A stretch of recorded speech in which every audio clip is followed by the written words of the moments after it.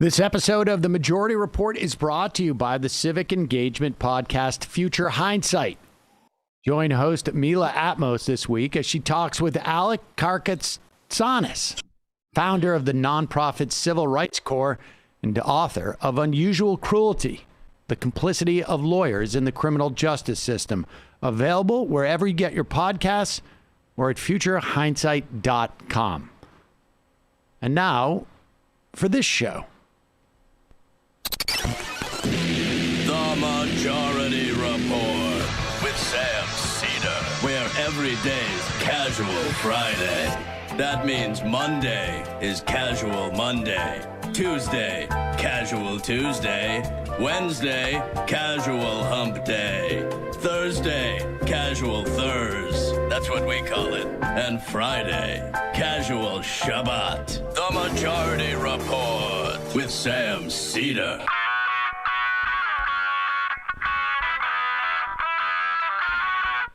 It is Friday, June 18th, 2021. My name is Sam Seder. This is the five-time award-winning Majority Report. We are broadcasting live steps from the industrially ravaged Gowanus Canal in the heartland of America, downtown Brooklyn, USA. On the program today, Biden signs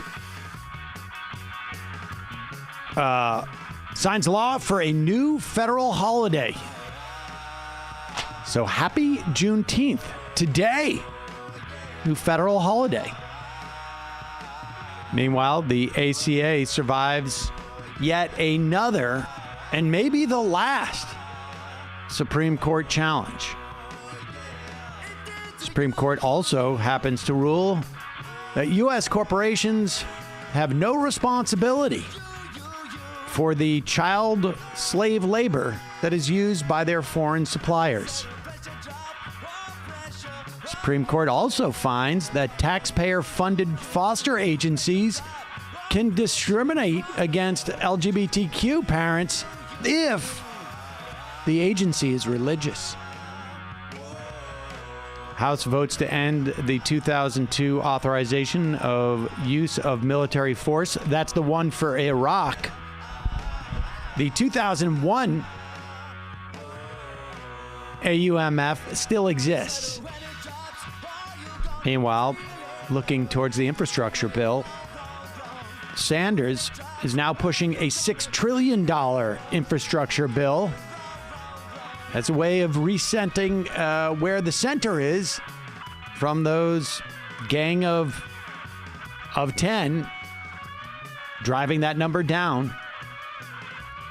Western heat wave breaking records.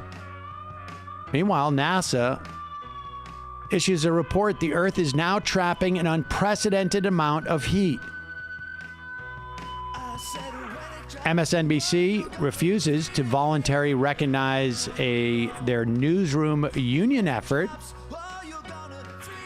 Joe Manchin intros a revamped voting bill, and Mitch McConnell says, "D's nuts." All this and more on today's Majority Report, ladies and gentlemen. Oh, I really said that, huh? What's that? These nuts? Yeah, that's it. I think McConnell he wanted to be hip, I guess. It's kind of like these nuts. These nuts. Yes. So there is that. We will get to that. We're going to talk about that audio tape that came out the other day about Joe Manchin. I think it's one of the most fascinating living documents. Well, it's not a living document, but documents in terms of our modern political system and also the politics of the moment. Yeah. Well, I mean, we should give credit to it. Didn't just come out. It was, Lee Fong and Ryan Graham. Indeed. It was not. It was. They somehow got a hold of it, and boy, I'd like to know how they did that. But and obviously, joining me is Emma Vigeland, as she does every day. Emma, hello. How are you? Hello. I'm well. How are you? In fact, some days I don't even join you. I know. Look at that, right? I mean, how's everyone been enjoying my hosting?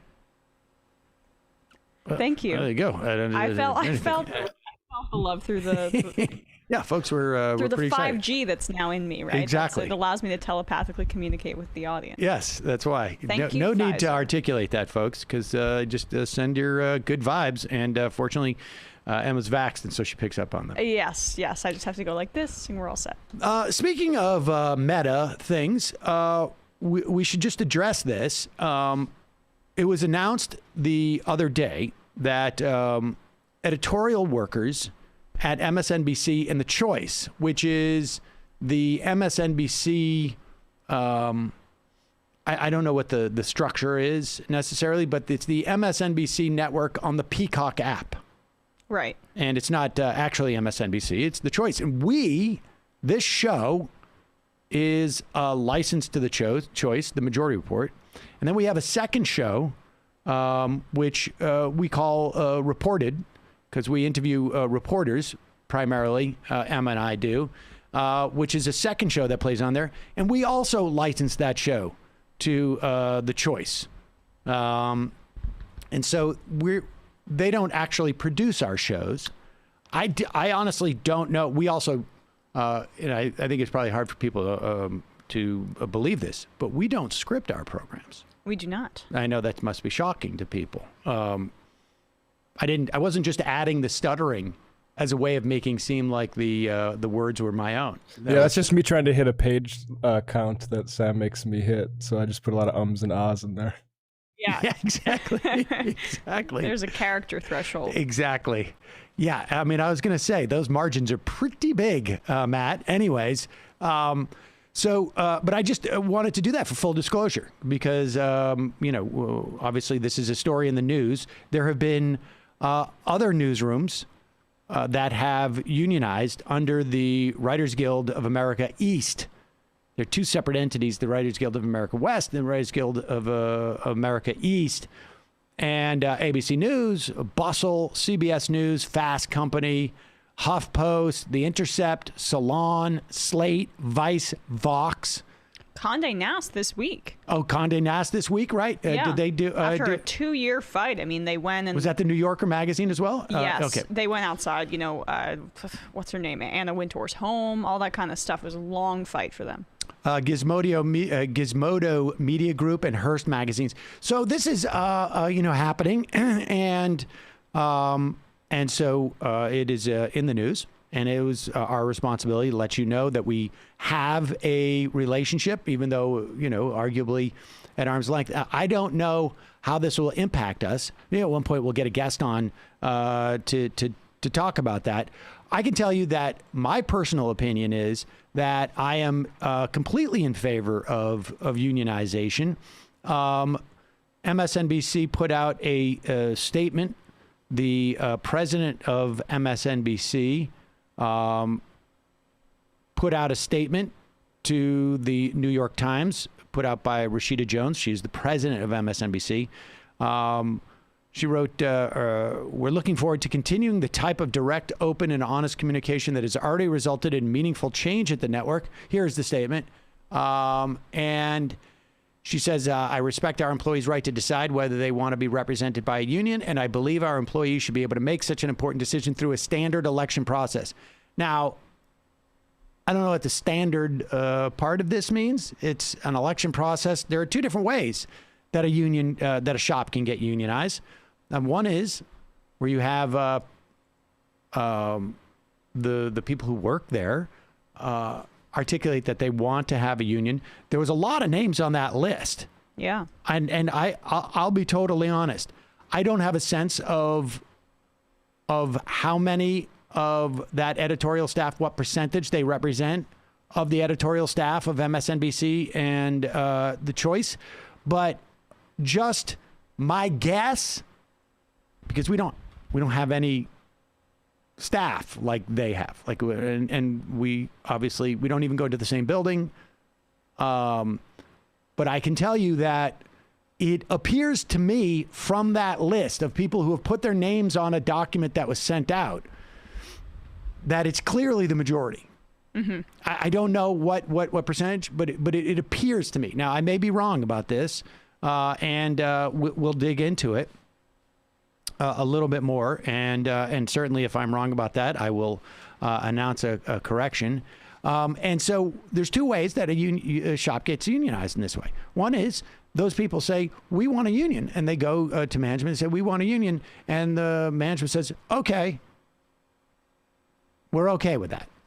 Or they say, well, we're going to petition the National Labor Relations Board to have an election. Now, I can tell you just from reporting on this dynamic for years, very often what management does is try and take that time. This is why people wanted card check.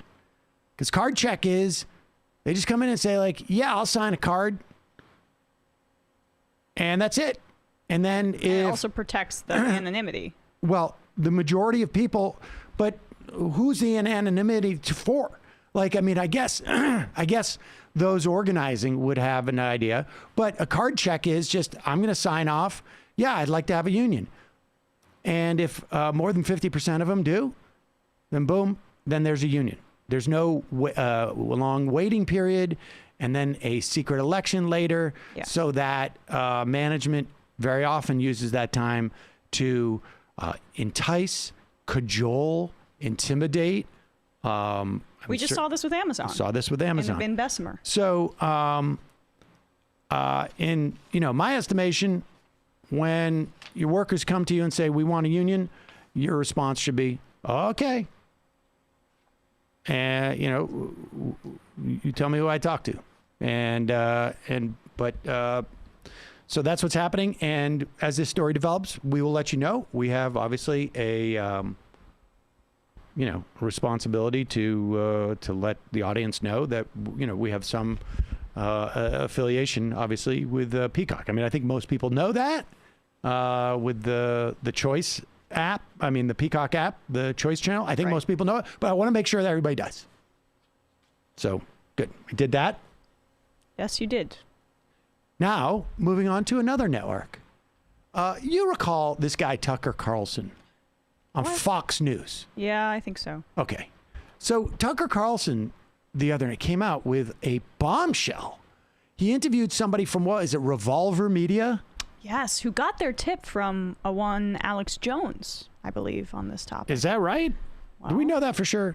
That's what Jones That's what purports. Alex Jones claims. But he's involved in this conspiracy, or at least is, And the tip was, look at the indictments of some of the people from January 6th. It refers to often unindicted co-conspirators. And unindicted co-conspirators can be everybody from the President of the United States when their lawyer is getting indicted. It can be people who were arrested and then decided to give evidence on their friends or their family or their acquaintances or their work colleagues. It could also be people who were informants before then. It's possible.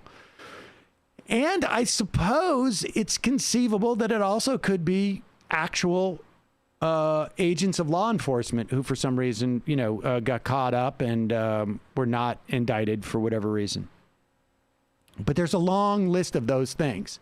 And apparently, Revolver Media saw these and assumed immediately that it was an FBI agent. And they went on Tucker Carlson's show, and Tucker was like, the FBI was part of the planning of the January 6th. And I should say, I think fact checkers say that unindicted co-conspirators can't even really be actual FBI agents. They can't actually be FBI agents because they wouldn't get indicted. Right. It's not just like, there's an array of possibilities here. It's what Tucker proposed is not. He said they were operatives, which it doesn't really mean anything, and so you get a little bit of like FBI operative is not really. But it means everything. And it could have been like an informant or something. And here is how Tucker Carlson slowly backs away from it. That's that that Homer meme where he just sort of hides into the bushes. Here we go. They became hysterical when we mentioned it. You can't say that, they screamed. That's not allowed. The geniuses at Twitter weighed in to inform us that the people we had described as agents of the FBI were in fact just FBI informants. So shut up. Hilarious. But we won't shut up, and we shouldn't. It could not be more obvious at this point that the government is in fact hiding something, probably quite a few things. So best to abandon the theatrics and find out what they are hiding. That's our job. To many in corporate media who claim that we are spreading Russian disinformation, instead, please calmly answer these three questions. First, how many of the so-called insurrectionists on January 6th had a relationship with the FBI? How many of these FBI moles encouraged others that day to break the law at the Capitol? We haven't heard anyone answer these questions or even address them. If the answer is none, if none of the protesters were secretly working with the FBI that day, then we were wrong. And we will apologize for it sincerely. We'll admit it immediately. But if the answer is not none, and we're pretty sure it isn't none, then people who claim otherwise are liars and hacks and should leave the public stage immediately because they have betrayed their readers and viewers. Two, if the Justice Department knew there were going to be protesters massing at the Capitol that day, and it's clear they did know, then why didn't they do anything to stop the riot? Why did police at the Capitol allow protesters to walk in, as video shows that they did? That doesn't make sense. What's going on here? Why is no one asking that question? Third and finally, why can't we see the tape for ourselves? The government is hiding more than 14,000 hours of video surveillance tape that shows exactly what did happen at the Capitol that day. Why are they hiding that? And why aren't news organizations demanding to see it? You'd hate to think that NBC News, for example, or Vox, or The Atlantic, or The Washington Post, or The Daily Beast, or The New York Times, or any of them are in fact working to protect the regime at the expense of the public. But unfortunately, we are starting to conclude that. Please prove us wrong. Yes, okay. The corporate media, right? I mean, Tucker's the top-rated. Well, that is the underlying about Fox News. Hypocrisy of the whole thing. Number one, he went on and said that he said this the other day. He said this, that the FBI operatives were the one leading this protest and this assault on the Capitol. Now, he said that, and he said it clearly with nothing but what appears to be now a hunch or a bet. And he's talking about hacks and liars in the media. Generally, even on this show, we do this show in front of IKEA backdrops. Stuff that we, like a maid with scissors and tape. And we don't do stuff like that. But he is the highest rated show on that network. So the standard is actually his, that he's got to meet before he goes out and spews that garbage. But now he's sort of flipping around and asking people to prove a negative to prove that he's wrong. Now, also, I'll remind you that the budget on any given day at Fox News is greater than probably our annual budget here. You say that, but you're a corporate media shill. I just have to say it. So. That may be the case. Yeah. But I'm just saying his resources are significant. And which brings into it goes to immediately to question number 3, where's the evidence that you guys have filed a FOIA for this stuff that supposedly journalism nobody else is asking for? And then on number 2, why did the DOJ have advance knowledge of this? Why didn't the Capitol Police do anything? Well, it's not this regime that controlled those agencies prior to January 6th. It was the Donald Trump regime that did. And there was a mechanism. There were people asking that question. In fact, there was an entire vote to have a commission to look into those questions. Bipartisan one. And Republicans all voted against them. Now, I may have missed the segment, to be fair, where Tucker Carlson railed on all of those Republicans for voting against it. I'm sure he did. And just lastly, what Tucker was presenting was not Russian disinformation. It was Fox disinformation. Fox News disinformation, Tucker Carlson disinformation. He's out there arguing that other people are hacks because they can't disprove his bet. Yet, he is supposedly the most popular cable news outlet in the country Well, why don't you go investigate it? Why is it the responsibility of other media agencies to prove you're negative because you're out there embarrassed about how you asserted something with absolutely no evidence? And if you've got evidence, it's your obligation to show it. Why isn't he showing it? Why don't I know it? Why do we have these questions, Emma? Yeah, well, I mean, you say prove a negative. That's the entire basis of his program, is to assert things based on hunches, which is what conspiratorial thinking and modern day conservative conspiratorial thinking, like we mentioned, Alex Jones at the forefront, he's just a more polished version of that. That's the basis of it. And so then you just throw that out there, it percolates, it manifests, and it becomes a narrative that Louis Gohmert then parrots on the House floor, and then it becomes more real. And that's the project, not journalism. So right. Please spare us the lecture about what the media is supposed to be doing, Tucker Carlson. Get a mirror. Yeah. Get a mirror. Please. I mean, you're not going to like what you see. Maybe that's why you don't have one. Get a mirror. If you have a problem with the media, you should be talking to your staff. Where maybe you can get them off their message boards, The white supremacist and chans they're on, and have them, actually do some work. In the meantime, we're going to take a quick break, and when we come back, we'll be talking to Alex Pareene. Quick break. Quick break. Folks, today's episode brought to you by one of our favorite sponsors, Sunset Lake CBD. I had one of the gummies last night, and I almost tweeted about it. But I was too relaxed to tweet about it. I was like, this is so good. They've got gummies. They've got fudge. I'm just trying to get those out of the way because it's tough. I get stuck on those sometimes when I think about them too much. Also, the tincture has been a huge boon to my sleep. They have smokables. They have pre-rolls. They have embedded coffee. They have lotions now and a salve that I use for my eczema. But it's not meant for that, but I just happen to use for it. I find relief. I don't know if you will, but it has arnica in it, so it's good for muscles.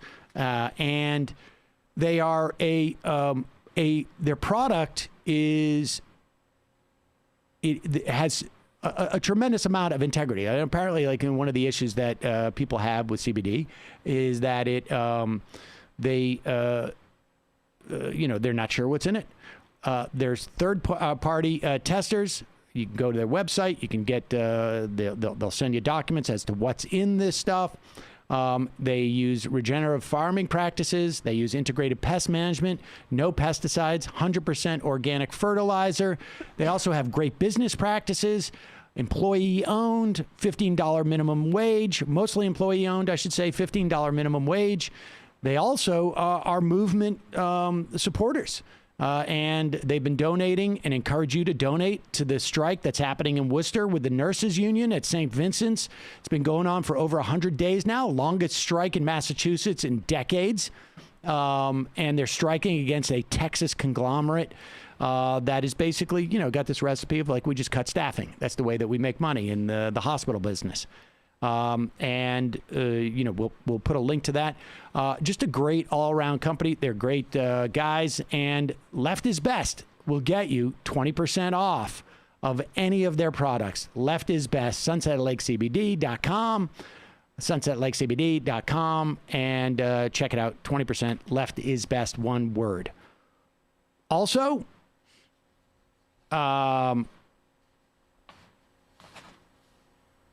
don't know if you, like me, find that sometimes you don't have time to cook a nice meal for your kids. Mm-hmm. Well, I have the solution. And this is the thing, is that my experience with HelloFresh has been not just that you get, fresh, pre-measured ingredients. You can find that in other places. They've got great recipes. They're seasonally adjusted. But what I also like about HelloFresh is that the prep time is not like, I'm not a sous chef. It's like, give me something that's like simple, basic in terms of prep, easy, 20 minutes, and I can have a good meal for my kids. And with HelloFresh, there is something for everybody to enjoy. They have 27 recipes that you can choose from each week. They have vegetarian meals. They have calorie smart choices. They got craft burgers. They got extra special gourmet options. And you can do all 3 meals a day if you want. You could do a snack and a special treat in between. But the key is that not only does it cut out the meal planning and the trips to the grocery store, you can cook and you can get the dinner on the table in just about 30 minutes. This is quick. It's also 28% cheaper than shopping at your local grocery store and 72% cheaper than a restaurant meal without sacrificing the quality. That is the thing that I really enjoy about HelloFresh, is that it's quick. Because I got to be quick. Yes. That's the way I work, and I'm able to, make a nice meal for the kids and sort of, model like, hey, look, occasionally Dad cooks. And it doesn't take me, an hour and a half to prep because I don't have time for that.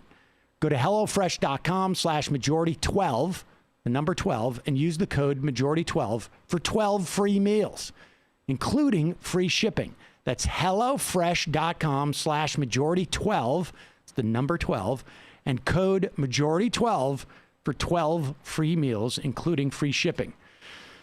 Now, sometimes you want to eat and you don't want to cook at all. And for those times, Freshly. I've told this story before. It's a good one. My mom is in, a situation where she's like no longer cooking. And my sisters and I wanted to make sure that she was eating well. And this started about, about a year and a half ago. Pre-COVID. And maybe 2 years ago now. And we wanted to buy her some meals to send, but we did some research. My sister did the research, and we came upon Freshly as the best option. And we told my mom that they were advertising on the show and that I was getting it all free, because we were afraid that she wouldn't let us buy it. And she loves it. She loves it. Absolutely loves it. And every time I talk to her, she thanks me for the Freshly meals and says, I'm so happy they're advertising with you because they're so good. And she keeps talking about steak peppercorn. That was her favorite. And then I told the story, and she watches the show, and so she found out. So, Mom, I'm sorry about the white lie, but I'm glad you like the Freshly. And now they're advertising with us completely by chance. Freshly offers chef-made, nutrient-packed, and delicious meals delivered fresh to your door. There's no cooking required. With Freshly, your meals arrive cooked and fresh every week, so you can keep your fridge stocked and skip the trip to the store and skip the whole prep thing. Ordering is easy. Freshly.com. You choose over 30 meals, like sausage-baked penne, or their chicken pesto bowl, or my mother's favorite, steak peppercorn. Freshly can fit your lifestyle with a variety of plans and meals to pick from that works for your needs. And now our listeners can try Freshly for just $6.16 per meal. Your meals are ready to heat and enjoy in 3 minutes. So check it out. Right now, Freshly's offering our listeners $40 off your first 2 orders when you go to freshly.com/majority. Stop stressing about dinner. Go to freshly.com/majority for $40 off your first 2 orders. That's freshly.com/majority for $40 off your first 2 orders. Okay, want to welcome back to the program staff writer for The New Republic, host of The Politics of Everything, Alex Pareene. Alex, welcome. I'm here with Emma Vigeland. Hi, how are you?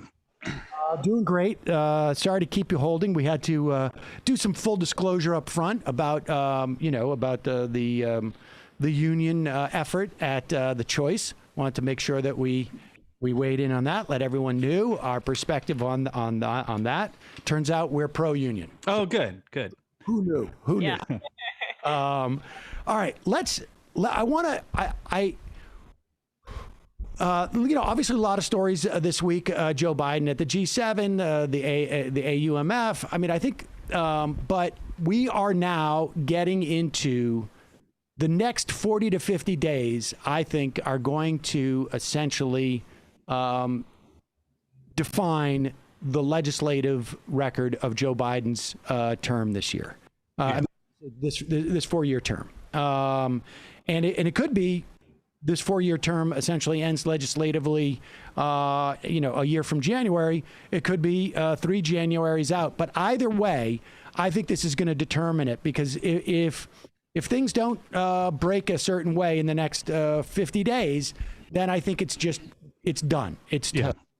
And so much of that is wrapped up in that audio that Li Fong and Ryan Grimm got at The Intercept of, and just to tell everybody, it is a Zoom call between Joe Manchin and members of No Labels. Joe Lieberman's on the call. Mm-hmm. And he started the organization, and there's a bunch of billionaires, and it's like Manchin has given his report essentially to these billionaires. And it is fascinating. I feel like this is the basis of a civics course. Yeah. And let's just start with this. Well, maybe we should end with this. Like, why are we doing this? Right? Like start with just who was on the call that leaked this, if it's all billionaires and Joe Manchin's staff. Right. Yeah. I mean, Alex, start with that question, then we'll circle back around it after we talk about the substance, because for the life of me, I can't imagine. I mean, who would have leaked it? And it's important because it speaks to the agenda that is involved there and what people are afraid of. I mean, it could have been leaked by whatever intern had to set up Zoom for the ancient people on the call. And I don't know, I find it to be a really fascinating document because one very annoying thing you notice when you write about politics for a long time is that you can't get senators, for example, to explain themselves on anything. You can't get them. You can't get them to give an honest account of what they're thinking, what they want. Just about everything is platitudes or misdirection, and it's very funny that we get no sense of what Joe Manchin wants to accomplish, no sense of what his goals are from him until this moment when he's like laying it out to this group of billionaires that donate to both sides and have a really specific agenda in doing so. So they're the ones that he's like, look, here's what I actually want on electoral reform. I haven't been telling anyone this for months. I've just been stalling for time for no apparent reason. But like, here's what I would like. And I don't know why it took so long to get to that point, and I do know why he brought it to that audience first. All right, will you do me a favor also? Just put your camera down just a little bit, tilt it down just a little bit. So now, do you think, now he just released it the other day, like following the leak of this call. Do you think he released it because of the leaked call, or do you think it was just that I can't release it until I give the heads up to the billionaires so they feel like they get the VIP seating? Right? Like this is like, yeah. This is the VIP thing, right? Like you come to the show, you pay the VIP tickets, you come back, I'll give you a little preview of what we're going to be talking about. Right? Yeah, totally. I think it's that. I think that's exactly what happened. Okay, so let's just go to the part of the story that got the biggest play, because this is, aside from the fact that he's doing it from his office, he never solicits money for himself. Yeah. This is fascinating. He is talking about Roy Blunt, and he is basically saying to them, look, you guys want the filibuster. I want to keep the filibuster, but I am under pressure now from people like Alex Pareene. He doesn't say your name, but I am under pressure from people like Alex Pareene to justify how I can believe in bipartisanship after the most bipartisan bill in maybe the history of bipartisan bills, that being the January 6th Commission. I mean, we just played a clip of Tucker Carlson said there's all sorts of unanswered questions. When Louis Gohmert's on the floor of the House saying there's unanswered questions, like, well, that's the whole point of having a commission where both sides have the ability to do it. And he knows it's making him look bad and really absurd. And he's saying to these billionaires, how you can help me preserve the filibuster is by helping Roy Blunt, who's going to retire, see the light, that it's going to be advantageous for him in his afterlife to be in favor. I need 3 votes. Here's that clip. Yeah. Here's that clip. It's just a good friend of mine, a great guy, okay? You would like to think that Roy's retiring. If some of you all who might be working with Roy in his next life could tell him that it'd be nice to help our country, that would be very good to get him to change his vote, and we're going to have another vote on this thing. Okay, that's incredible. Let's stop that right there, Lee. Yeah, and that's the voice of Ryan Grimm saying how incredible it is. Yeah. I mean, this is it, right? Like, this is every bit of speculation about, when we saw, what's that guy's, I can't remember when they did Medicare D. I can't remember his name now, but he fashioned the bill, and then literally, like, even before the bill was voted on, was already working for the the Medical Association of America. I can't remember what the story was, but like, this is it, right? I mean, that's how it works. Yeah, it confirms a lot of things that you previously, the only thing that you couldn't confirm about them was that you can't look directly into the mind of these people when they leave Congress and take private sector jobs, right? But it's pretty explicit there. And it's funny because I think it gives a lot of the game away in the sense that Manchin's commitment to the filibuster represents basically a promise to these people on this call that he will stop things from getting out of hand with Democrats in charge. Like, his commitment to the filibuster is like, don't worry, Democrats aren't actually going to do the whole part of their agenda. But in order to keep that up, you really got to help, like, bribe a win for me, because I can no longer justify it with the language I use publicly. Like, I can no longer publicly justify it. So you got to help me out. It's stunning. And what's also sort of bizarre about it is then they go on, like, Manchin and then Lieberman start trading sort of like, I don't know what to call it. They start trading almost like compliments with each other about being the guys who understand that they've got to do stuff for reasons that are bigger than themselves. Yeah.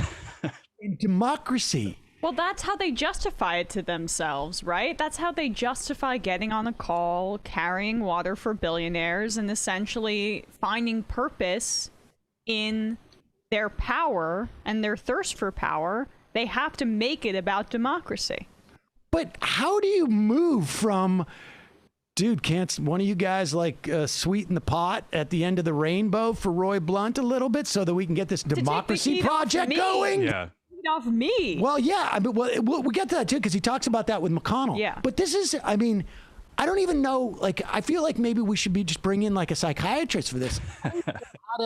how to wrap my head around this. I mean, carrying water for billionaires, doing what is in the interest of business, and especially like preventing the majority from harming those business interests is, I think, how they define democracy, right? So it's like what they're rescuing democracy by stopping people from by rescuing democracy by coming up with completely misleading defenses for actions that are done in service of the people in this no labels call. And if it takes a bribe, yeah, democracy moving. That's what it's just. I just find it just unbelievable. So just going over the call, they start off the call, and this is the no labels people. They start off the call by basically saying, like, look, we're gonna, you guys are gonna be able to give us a bunch of money, and we're gonna be able to give hard money to these politicians, and they love getting hard money. This is as opposed to soft money, which is like outside expenditures and PACs and whatnot, because they get to control it. And it means that at one point he says, like, they have 731 days in office as a congressperson, and they've got to be on the phone every day looking for money. And if we can deliver a check for 50 grand to them, they love us. Yeah. And, they're talking about that. And then Manchin says, this is another thing that Manchin says about the 2017 tax cuts. Manchin says that that McConnell was asking for his vote at first for the 2017 tax cuts. And then at the last minute, he said, we don't need your vote. Then they were able to lard it up with a lot of just only Republican stuff. And Manchin says, and that's why, tax cuts like that aren't necessarily durable. His argument is that if things aren't bipartisan, they're not durable. But that's also not true. Right. Right? Like Social Security, did Social Security get any Republican votes? The ACA didn't. Right. And it just survived its third challenge. And it also survived 50 some odd votes. I mean, it's demonstrably untrue, but it's also interesting that Manchin was a vote for those tax cuts. Yeah, it is. Yeah. Yeah. And I think I think what he's trying to get across to them, right, is like, yeah, you guys want things like those tax cuts, but you'd be better off if you could, get Democrats like me on board with them, because then, then Democrats will be less likely to lift them in the future. But I think that, we have the history on tax cuts too, and how often are they completely rolled back? Like it was a Democratic promise to roll back the Bush tax cuts for years, and that one was just gambled away. And we should also say they didn't even have to do anything to roll back every single one of those. No, exactly. They were supposed to expire automatically by themselves. And the only thing that the Democrats did was basically keep some of the tax cuts and let some of them sort of expire. Yeah. All right. What else stands out for you during in this call? I mean, we hit on the biggest one. I think the fact that it's the organization No Labels itself that he's sort of speaking to is really interesting. Like No Labels is just sort of treated as a sort of centrist lobby that just tries to make everyone get along. That's sort of what their branding wants you to think of them as. But they're part of a whole lobbying, campaigning, PR network essentially, and they coordinate spending on behalf of conservative Democrats and often conservative Republicans who are maybe slightly less conservative than their colleagues. I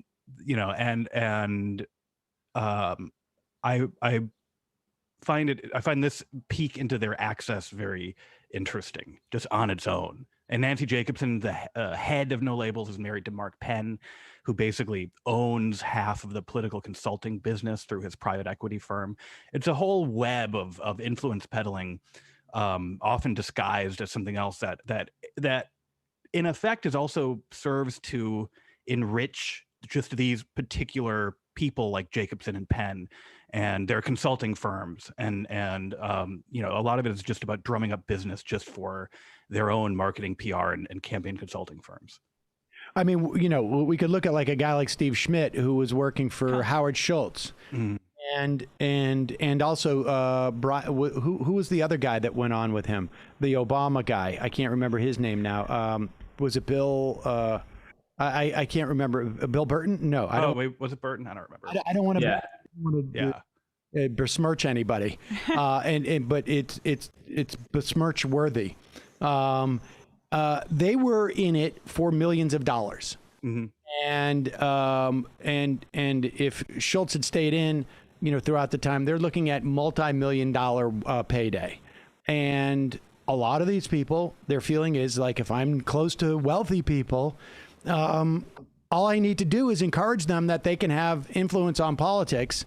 And I'm going to get paid, and whatever happens. I know that I'm going to get paid, and so that drives, I think, at least some of this.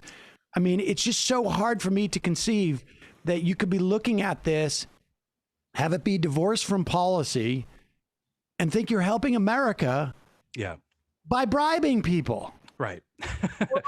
No, I should say not even helping America, helping democracy. They don't even think that, though, Sam. I mean, that's just the window dressing, the incredible. They do try to convince themselves of it in the moment, though, right? I mean, Alex, I'm curious if you agree with me here. But really, it's just like kind of the language with which they address the objectives that they need to attain because it's sanitized. It's almost just like the way corporations speak about, synergy and working together. It's just a very specific language for this exact kind of industry. I think that's definitely true in terms of just the language that they reflexively adopt. Like, this is just the language that they use.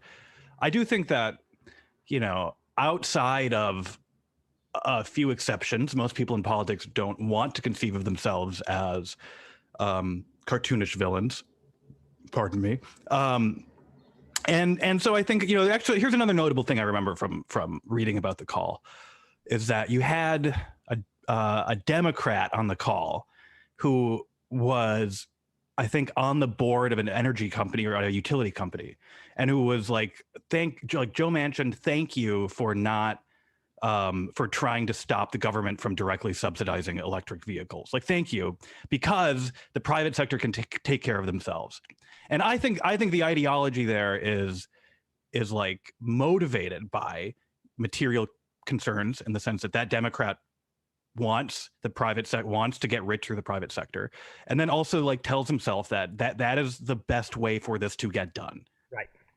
Right. And maybe one precedes the other, right? I mean, bottom line is, Manchin went on to say his stuff about climate change was also interesting, because he did say, a private public, if the public essentially subsidizes the private entities doing this, as opposed to just coming in and paying for it, this is the classic, like, you guys, we will socialize the costs, but we're going to privatize the profits. Mm-hmm.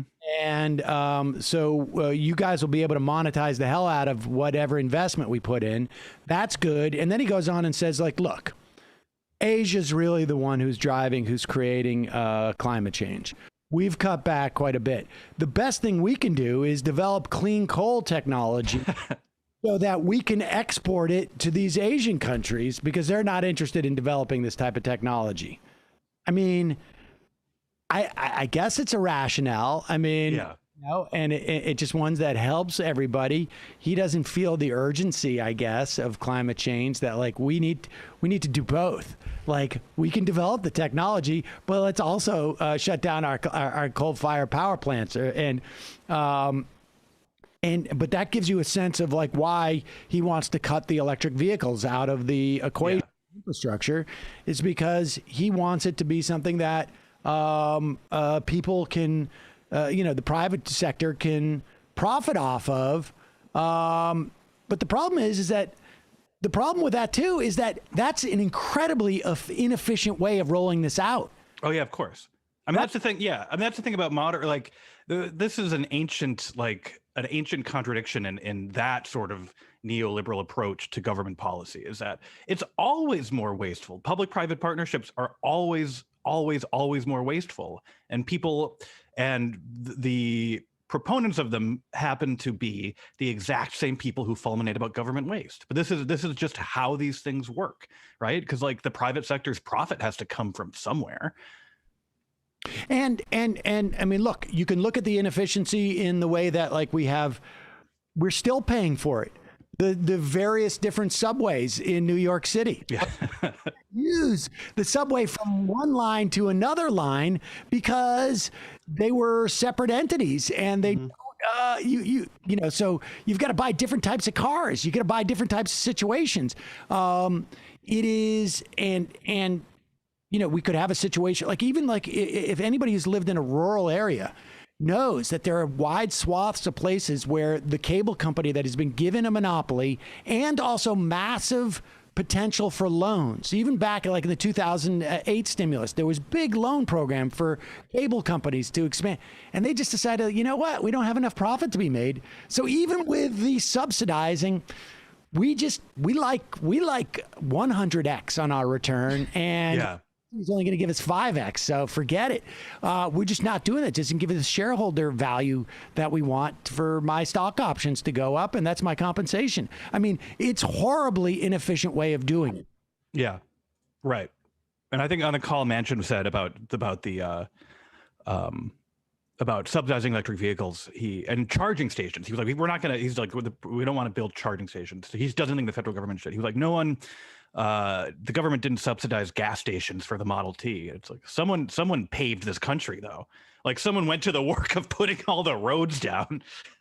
Without a doubt. And the reason why somebody didn't subsidize the building of the gas stations is because it's the gas that they make their money off of. Yeah. It's like, it's, you know, that is the reason why it's going to be that much more inefficient to have the private sector do these power stations, because it's like printers. Yeah. The value is not in the printers, it's selling the ink. Yeah. That's not the case when it comes to electricity. It's a one-time situation. It's you set up the charging station. And you set up the charging station. The electricity comes in from the electric company, which has its rates capped. And you eventually will go to more sustainable energy. And by the time we have solar going into these stations, there's not going to be a huge profit margin. Yeah. The government can lease out like who gets the Piggly Wiggly there or something. Right.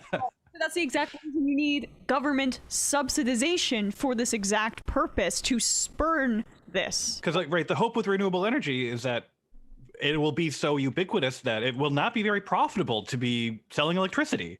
Exactly. Awesome. Exactly. Exactly. That is the success that we get to. And then he goes on, Manchin talks about his filibuster reform. You know, you mentioned already that he laid out the voting rights thing, and we saw that released.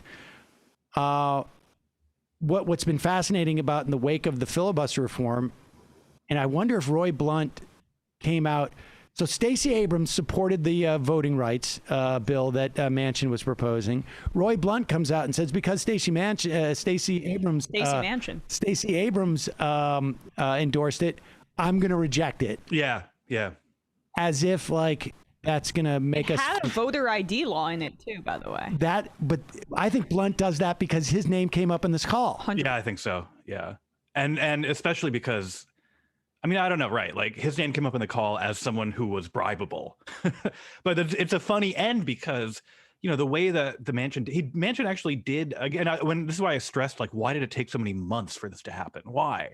Because what Manchin did is he did the classic, like, Washington move of he like took the good things that one side wanted to do and he threw in a few of the bad things the other side wants to do, and he jammed them together, and he said, look, this will get both Blunt on our side and people like Stacey Abrams off my back. Like finally they can come together on it. And Stacey Abrams is like, fine, compromise works for me. And of course, like the Republicans immediately are like, no.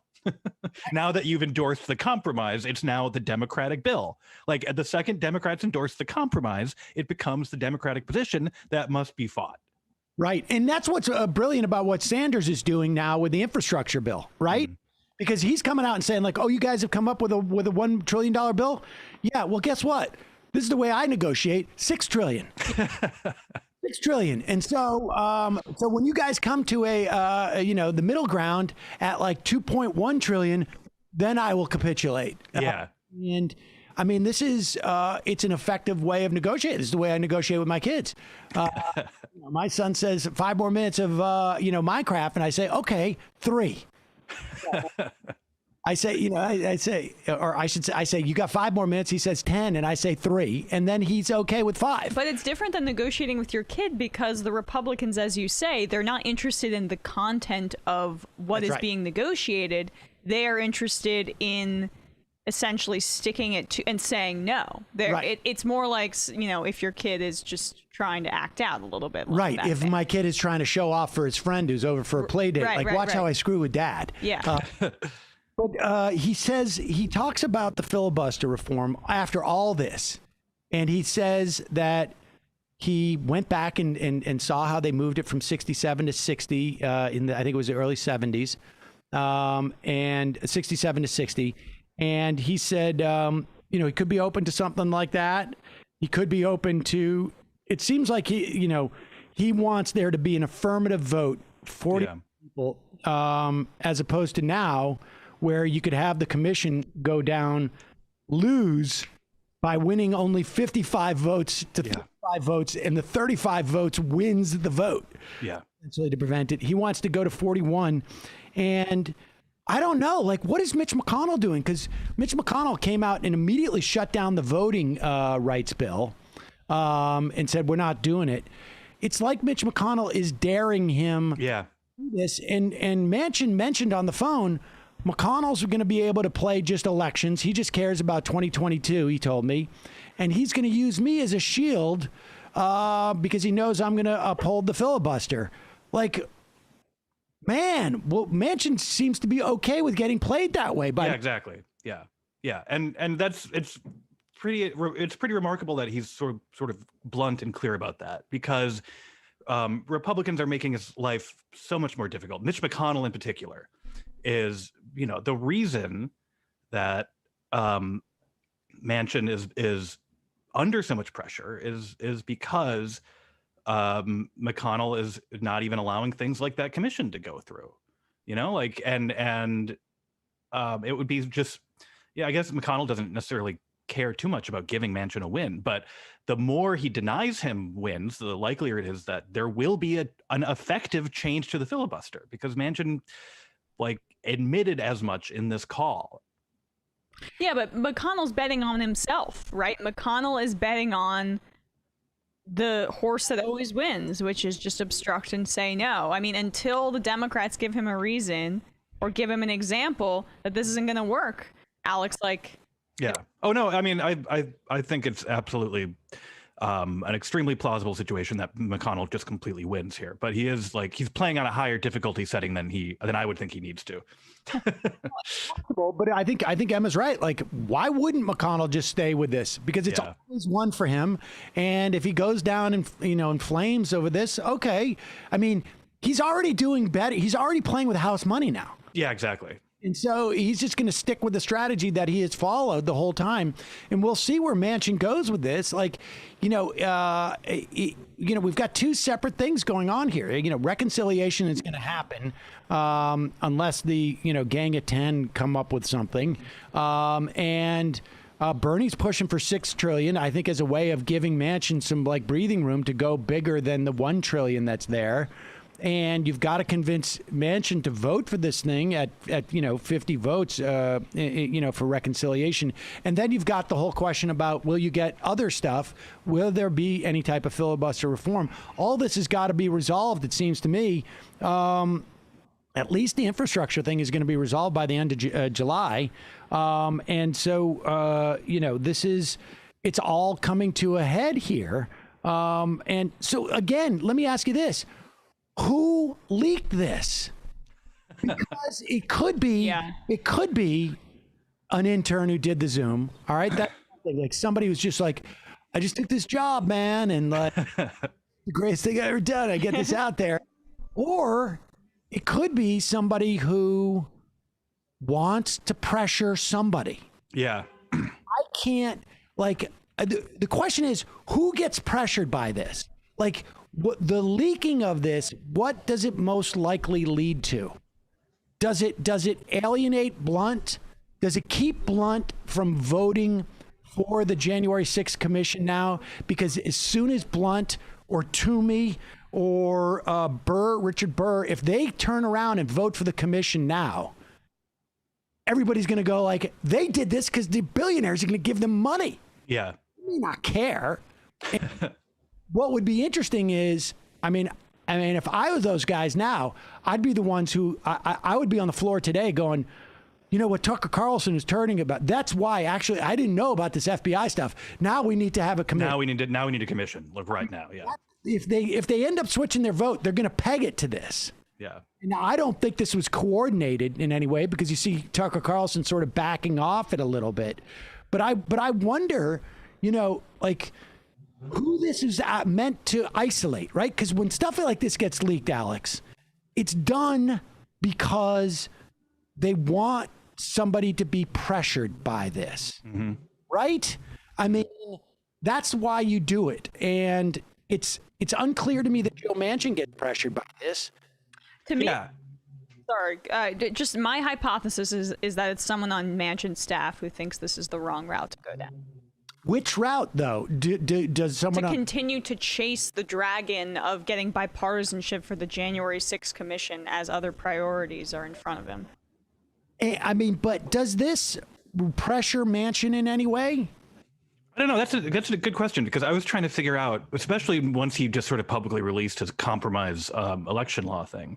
It feels almost like it could have been leaked by someone who wanted. I think Emma, like, that actually sort of makes sense. Someone who wanted them to give up on the commission and just move on to other things.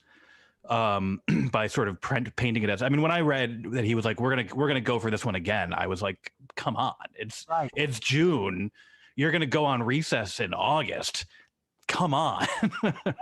Like every anniversary of January 6th, and you're like, let's give it another try, dude. Yeah. I mean, so it could have been a staffer trying to get Manchin off of the thing because it puts pressure on Blunt and makes it impossible for him to now get that. Yeah. It could have been somebody who actually wants to get rid of the filibuster, because I think to the extent that, like, it also could be somebody who is sympathetic to Manchin as a politician and wants everybody to know, like, he's earnest about this. Yeah. He doesn't see a problem with talking to millionaires. This is how he talks, behind the scenes, and it sounds completely incomprehensible to me, but I mean, completely inconsistent, but it sounds, sincere. Like he sounds like a lunatic to me, that he actually thinks that, like, if we can bribe somebody to vote for this thing, we'll save democracy. Yeah.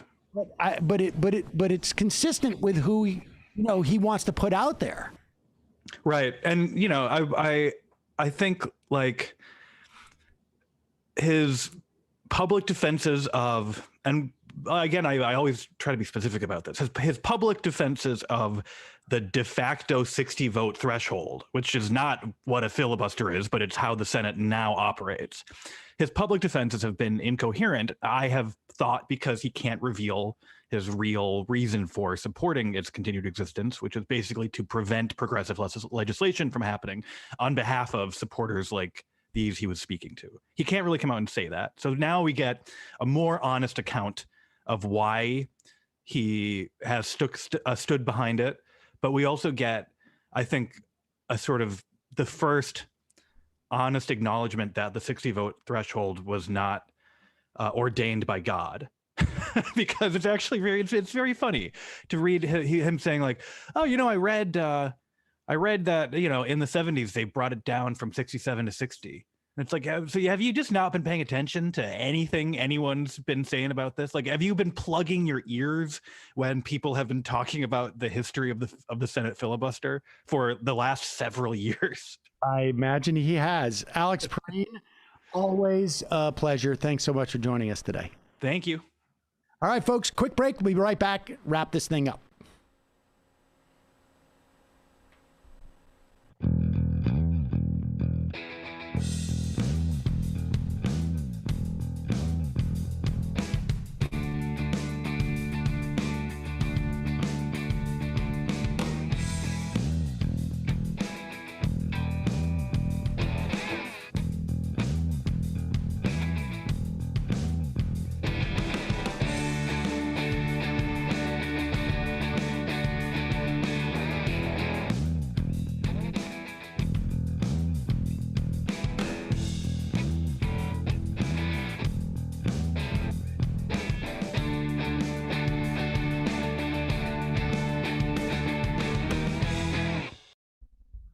All right, folks, that's it for us this week on Peacock.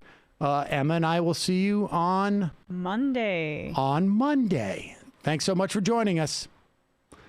And for those of you sticking around, I just realized I didn't even say who was our guests on the show at the top of the show today, did I? I don't remember. Did I say anything like that? Matt, do you remember? It's a little bit of a blur, to be honest. I can't remember. Oh, I guess we're all out of it today. But wait a second. I definitely am. I think I got an eye infection During the show? From the show? I told you. Did the show give you an eye infection? I think I had an allergic reaction to my new makeup remover. Like, my eye hurts. Oh, all right. Well, I should say, Alex Pareene will be on the first half of the program today. And in the second half of the program, Jason Myles and Pascal Robert of the This Is Revolution, Robert, excuse me, of This Is a Revolution podcast are joining us. Do we have them? All right. We're going to admit them into the... well, I should say, Alex Pareene will be... Can you hear me? Hello. Hey. Don't let Pascal know that I mispronounced his last name. It's Robert. It's all right, man. It's all right. People. Wait, I can't see them. Oh, we're not used to your archaic ways of Zoom. Yeah, I was gonna say, like, yeah, how come your video presentation on your shows is so much better? Like, what do you guys use? Restream. What kind of mic is that too? Wow. This is actually a standard vocal mic. I come from the music world, so I don't have a quote unquote podcast mic because they're for different things. Sam, you come from radio, right? Yeah, I come from radio. So it's a whole different mic setup. We have plenty of those SM58s in the studio. So 58s are like vocal standard, and I love 58s because you can't hear my son in the background running around and throwing things because it's going one direction. Yeah, we use those. For a long time. And Pascal is a writer with, or I should say, often in the Black Agenda report. Right. He's often black when he writes, yes. And often black when he writes. And so, all right. So, guys, great to have you on. Let's just, I'm curious on your take. I know you guys have been talking a little bit about this. Today is a new federal holiday. Oh, yeah. Juneteenth. We're super fired up. Later on, I'm going to the Freedom Fish Fry that we're having here in Oakland. And there's a Breaking the Chains barbecue a little after that. Yeah. Because, that's really what today is all about. Is it today, though? Yeah, isn't it? It's today because Saturday is a normal day off. So Yeah. Gotcha. This is the... I'm going to celebrate it twice. And I think, yesterday we had a guest on to, talk about the origins of it. And it was like more or less like a Texas holiday for a long time. Correct. And it was sort of a barbecue. And of course, it's supposed to be taking over July 4th if everything goes well. Oh, is that what it is? July 4th. Are white people afraid of that? Actually, Dr. Carlson's hypothesis. Yeah, that's what Dr. Carlson. Really? Tell Tucker that I said, because I know you guys have an inroad to him. Tell him I said that it's okay to barbecue twice. And this is the barbecue where he can actually have his black friend over. First he would have to have a black friend. Oh, he's definitely got a black friend. Oh, I'm sure he does. He's so starkly white that I don't think he does have a black friend. Emma, sorry to cut you off. I lived for quite some time with the whitest family you can imagine. White Christian conservatives. And if they can have a Negro in their house living there rent-free, Tucker Carlson can have a black friend.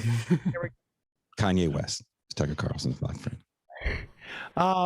But guys, honestly, Pascal, no, I know you have you guys have a critique of Juneteenth, and not necessarily in and of itself of the holiday, but give me your sense of it. I mean, is it? I mean, I think obviously it can be a little bit overhyped as being meaningful, but it's also sort of stunning that it's taken this long to sort of recognize the importance of emancipation on some level. No? Well, I mean, I think that for me, I wrote this piece. The last piece I wrote for Black Agenda Report was called "The Great Awakening," and the ruling class uses for racial grievance discourse. Is that it's not my position is not to trivialize the importance of Juneteenth to African Americans. I think it's a very significant holiday. It has been for people of a regional part of the country, mostly from Texas.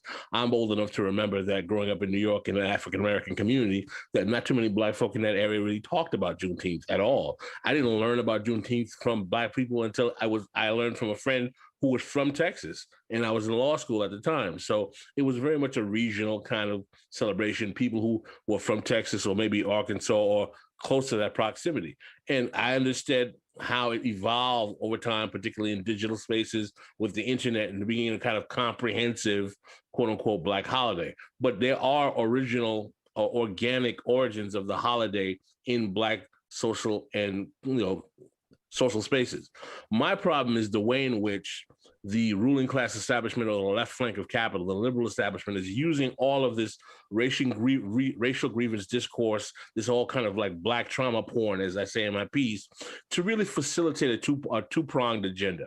The first prong was in the 2020 agenda, particularly, even before so, but definitely in the 2020 agenda, to use it as a bulwark against Trump, painting him as the racist ogre that he actually was, but to have particularly African Americans, because they are such an important voting demographic to the Democratic Party, vested in seeing Trump as the anathema to everything that they have historically ever tried to achieve in this country as Black people in this country. So that serves one component. And one of the persistent ways in which it was dispatched, particularly starting in 2016 when the Bernie Sanders campaign came about, was as a vehicle to basically move Black Americans away from socialist, anti-capitalist, public goods forms of policy under the guise of Sanders is a class reductionist, he doesn't support reparations. And most of that discourse was being shot out from the Black chattering class, Black corporate media establishment, and being filtered into the ideological superstructure of Black communities by people who realized that they didn't want their taxes to go up, people who are, certain networks, right, for certain, mainstream corporate publications. They didn't want the taxes to go up. They didn't want to be able to lose their voice as the racial ventriloquist of the day at their particular, corporate media publication. So they understood that the threat of a Sanders campaign becoming popular amongst Black folk, when throughout 20th century American history, from the Black Panther Party through people like Paul Robeson, Ella Baker, A. Philip Randolph, Hubert Harrison, Black socialists and communists of the early 20th century, going back to the populist movement, Black people in America, particularly before the McCarthy era, had always rooted large numbers of them, not all of them, a large number of them in a critique of capitalism. Even Malcolm X and Martin Luther King, before they died, rooted their challenge away from simply anti-racism to a critique of capitalism. And one of the things that really sparked Jason and I in doing this podcast together, what we had been doing work separately before that, is that how offended we were that liberal media establishment was trying to paint socialism or anti-capitalist politics as a white thing. That offended us to our core. And we both agreed that one of the goals of our unit coming together and creating This Is Revolution podcast, which Jason started a year before I jumped on about 6 months ago, was to completely destroy this notion that socialism or anti-capitalism or left politics is somehow just a white, kind of like trust fund, Jacobin reading thing. And that cynical play by the liberal establishment was not accidental, because these people, we have political scientists, we have people who know African-American political history who are well aware of this tradition. When you have someone like Jim Clyburn sitting in his office talking about, I don't know any Black socialists, with a statue of Du Bois in his office, then he lets you know that right there that his racial bona fides are more tied to big pharma than they are to Black folk who are suffering from not having health care in his own community. So my problem with Juneteenth is not the problem with the holiday or its importance to Black African-American people at all, but the way it's being cynically used by the liberal establishment in this great awakening to fulfill that double-pronged agenda that I talked about. Well, I was going to say there's a I had Glenn Ford on in the run up to the 2012 election, and he had written a piece, if I'm remembering correctly, it was like something to the effect of Obama is the more of two evils, the more effective evil. I remember that piece. I remember that interview. And his argument was that Obama had really effectively de-radicalized large swaths of the black community that have otherwise been some of the most radical elements of society in terms of their politics. And so if I understand what you're saying is that in stopping and attempting to stop Bernie's role essentially in 2016, there was a further de-radicalization. In fact, not even there was neutralization. Think about how the conversation changed so much. So we do a video essay series for Zero Books, and the latest one that's up right now. I actually sent it to Matt. Is Pascal's piece, and in it I actually take a clip from a pretty big time black radio host named Karen Hunter, where she's going off on how much she hates Bernie Sanders. And she says he's from a state with no culture. I mean, he's from New York City. Last I checked, there's culture there. And what the fuck? I'm sorry. What does that have to do with anything when it comes to his platform? And it really changed the conversation to, if you're not about reparations, then you're not really helping us. And Brianna Joy Gray actually went on Karen Hunter's show, which is, I was going to put a clip of that in, but it was just way too much. And they just really attack her on this whole, well, Bernie Sanders doesn't have a quote unquote black agenda. And we had Preston Smith II on the show. And when he talked about the shift from social democracy to like a racial democracy, you really, when you change that language that much, you really start to neutralize any real movement. And you have, sorry, go ahead, Pascal. Yeah, I mean, yeah, that's a very important point. I'm glad Jason brought it up. Is that racial democracy is a particular point in the long trajectory of the civil rights movement where race-first policy becomes the actual agenda of civil rights leaders, largely because of the McCarthy era, basically tramping down on the ability of the previous Black civil rights established or leaders or activists who were socialists or communists who had what we call a social democracy type of agenda, which was a class-based, working class, working poor, challenging capital, challenging wealth hierarchy, because they realized that wealth hierarchy was the foundational crux of what the problem was, because capitalism, as we all know, renders Black people disproportionately to the redundant surplus labor of reserve labor of army and a reserve army of labor, excuse me.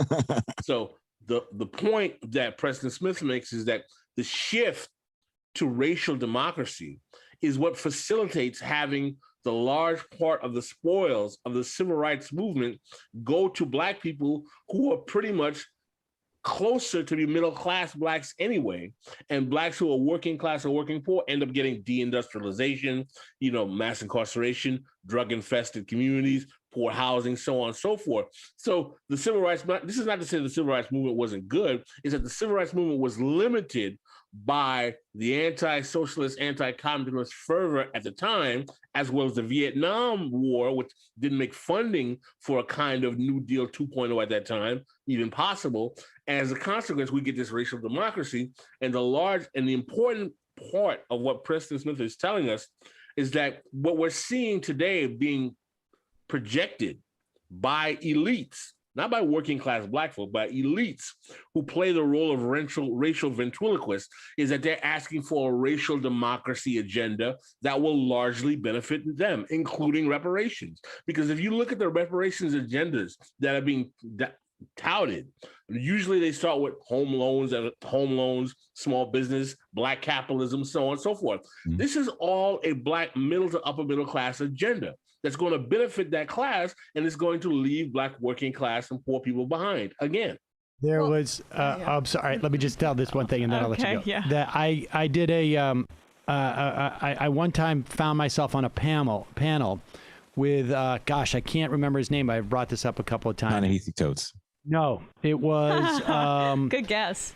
On Peebles. Yeah, Von Peebles. Don. What is it? Don Peebles. Don Peebles. Von Peebles. Don or Bond Peoples. It's Don. Don? Are they any kin to Nia Peoples?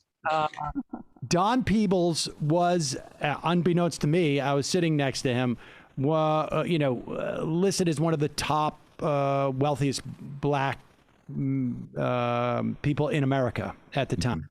And we started talking about the estate tax. This was, I don't know, 10 years ago maybe. And he was for the repeal of the estate tax. And he was arguing on the terms of black wealth, intergenerational wealth has not grown. True. That largely because of housing. And he was making an argument that we must to have wealth, some type of wealth equality. Black people need to be able to pass their wealth down to their younger generations. And I was just sort of mystified. He's telling me like the CBC is for it. And it wasn't until after I got off the show and realized like, oh, he's worried about passing off his $500 million to his kids. That's what's going on here. This is not, but it was couched in this notion. This is what the charade of racial kinship gets you when, unfortunately, people who are media personalities like yourself are forced to have to talk about the issues of black people with people who are basically black one percenters. Right. Yeah. But we're not black one percenters. No, far from that. Well, Don't let the microphone fool you.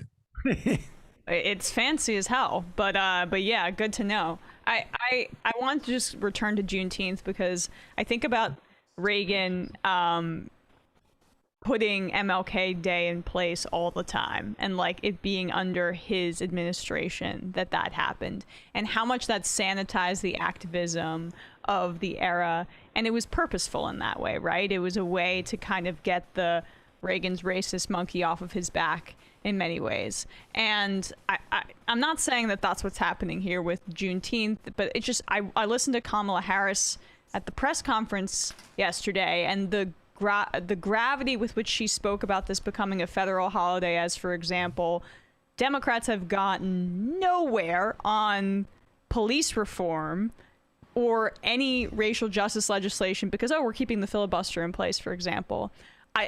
Symbolic moves, long term, I wonder how much of a sanitizing effect it has. How about the fact that Biden's budget calls for increasing funding to police? Yeah, I mean, I just wanted to hear your guys' thoughts on that, if possible.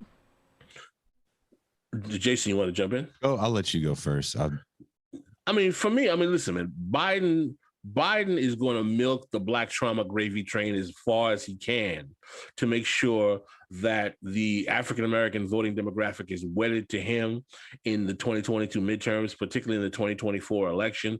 He realizes that, we have the Trumpian kind of phenomenon, whether you want to call it reactionary right-wing nationalism, whether you want to call it crypto-fascism. I'm not interested in the debate about whether or not Trump and his acolytes are fascist or not. What I do know is that they are reactionary nationalists, and there is a massive racialized component to their politics. And I'm not by any far a Trump supporter, nor am I carrying the water of the Democratic Party. My politics are to the left of both of them. But at the same time, we got to realize is that the Democratic Party is in a crisis.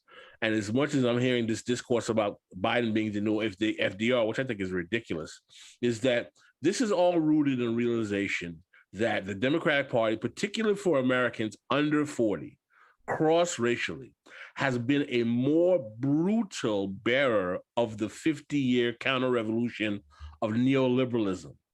NAFTA, GATT, mass incarceration, financial deregulation, all of that between Biden, Clinton, Obama, and young people who use social internet and digital media to get their news and don't depend on corporate media are realizing this.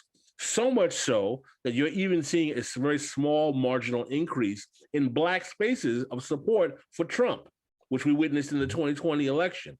And the Democratic Party has a credibility problem. And what they realize is that if they don't find some way to policy-wise tamp down this disaffection for their party, particularly for the under 40 demographic, they may lose it to the reactionary right for another 2 political terms. The right F's up because they're just so so racist. But they were so damn racist. They would definitely probably have more of a black vote because there's so many black people that are starting to get disaffected. Like Pascal said with the Democratic Party, I know several people that are like fans of Candace Owens because she critiques the Democratic Party. But let me ask you this: do you think the Democratic Party, to the extent that there is a Democratic Party, the establishment that exists now, particularly like sort of like it's an older establishment, if they are aware of the potential for hemorrhaging black support and are heightening the racial porn, however you want to. Racial porn, it has a lot of connotations there. It really, racial violence porn, it really is. Trauma, the racial grievance discourse. How about the racial grievance discourse?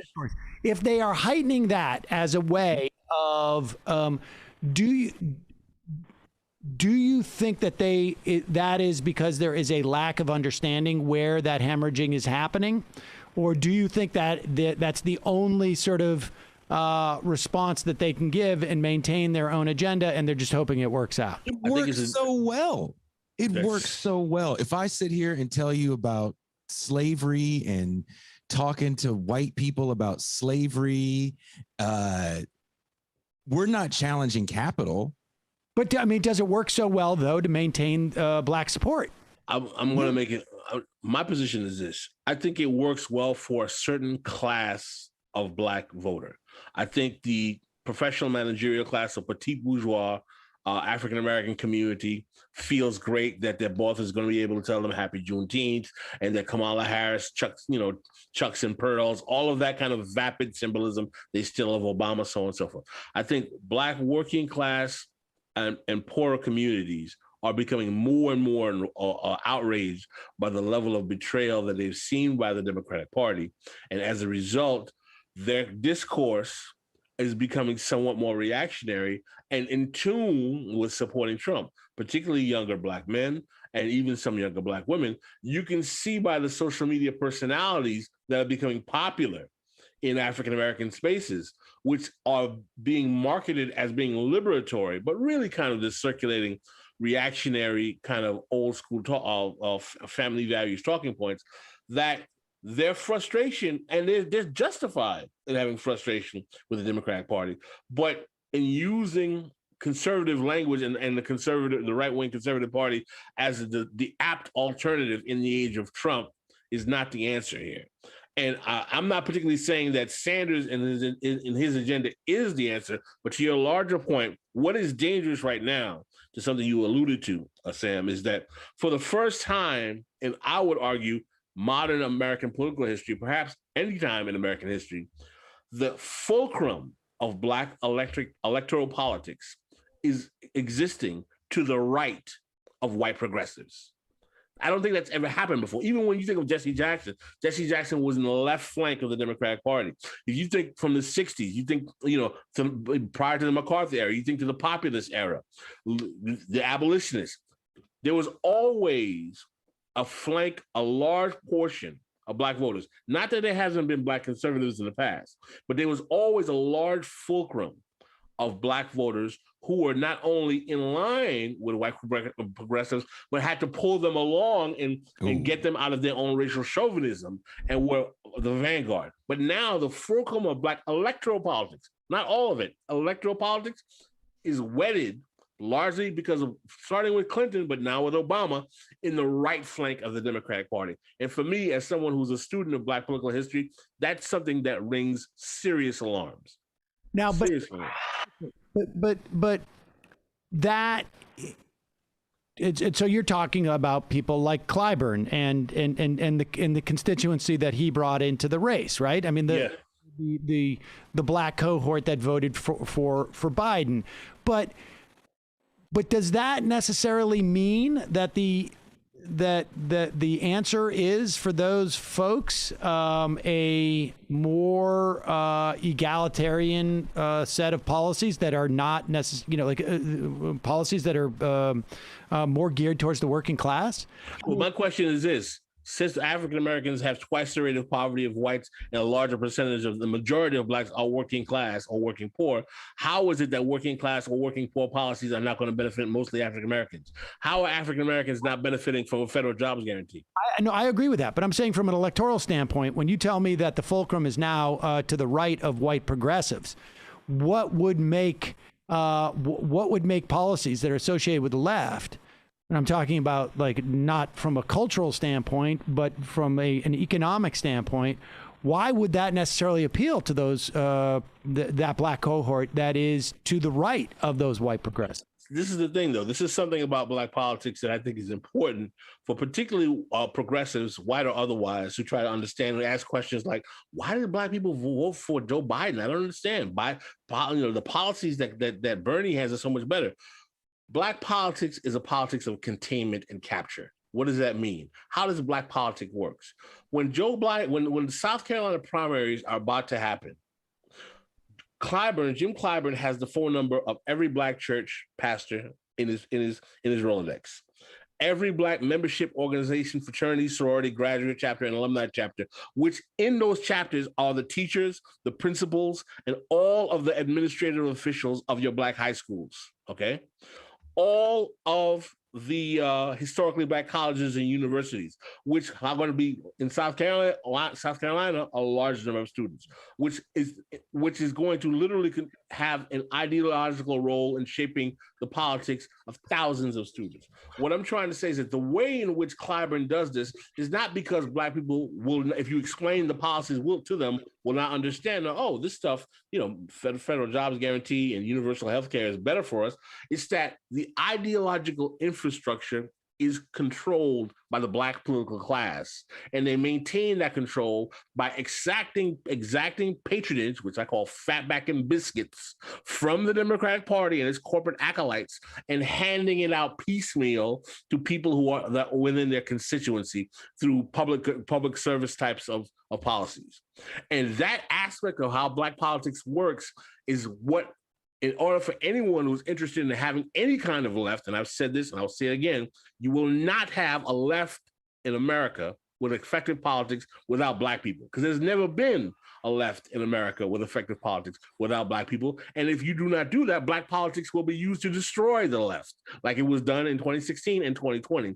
You have to understand and find a way to puncture the ideological superstructure that allows people like Clyburn to basically take large segments of black voters and dump them into the neoliberal corporate section of the Democratic Party.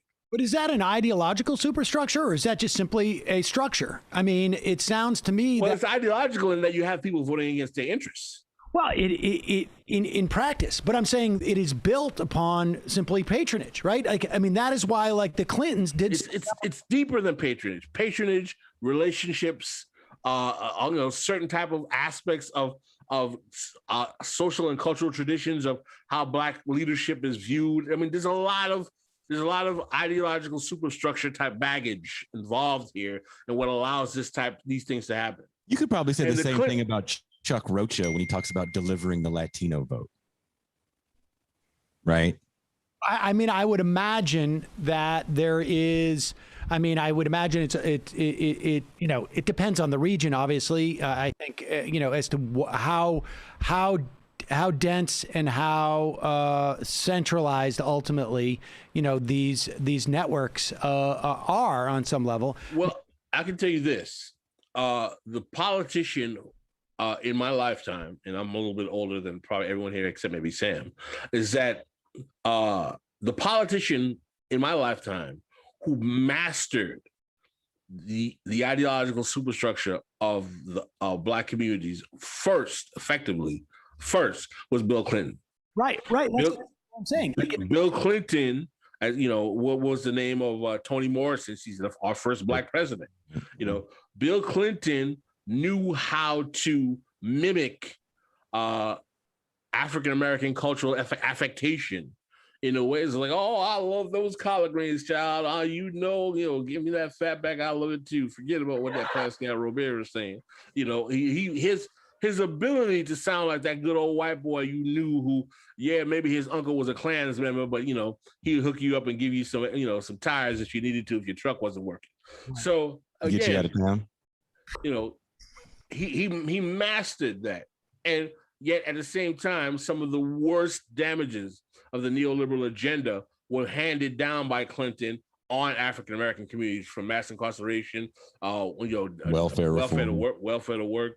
The financial deregulation that led to the subprime mortgage crisis that stripped away over 35 to 50% of Black wealth, et cetera. So, well, I guess that's my point, is that Clinton wasn't necessarily presenting an ideological superstructure in terms of being able to tap into that network. He was doing it on sheer either, on some level of charisma and of personal relations that were completely depoliticized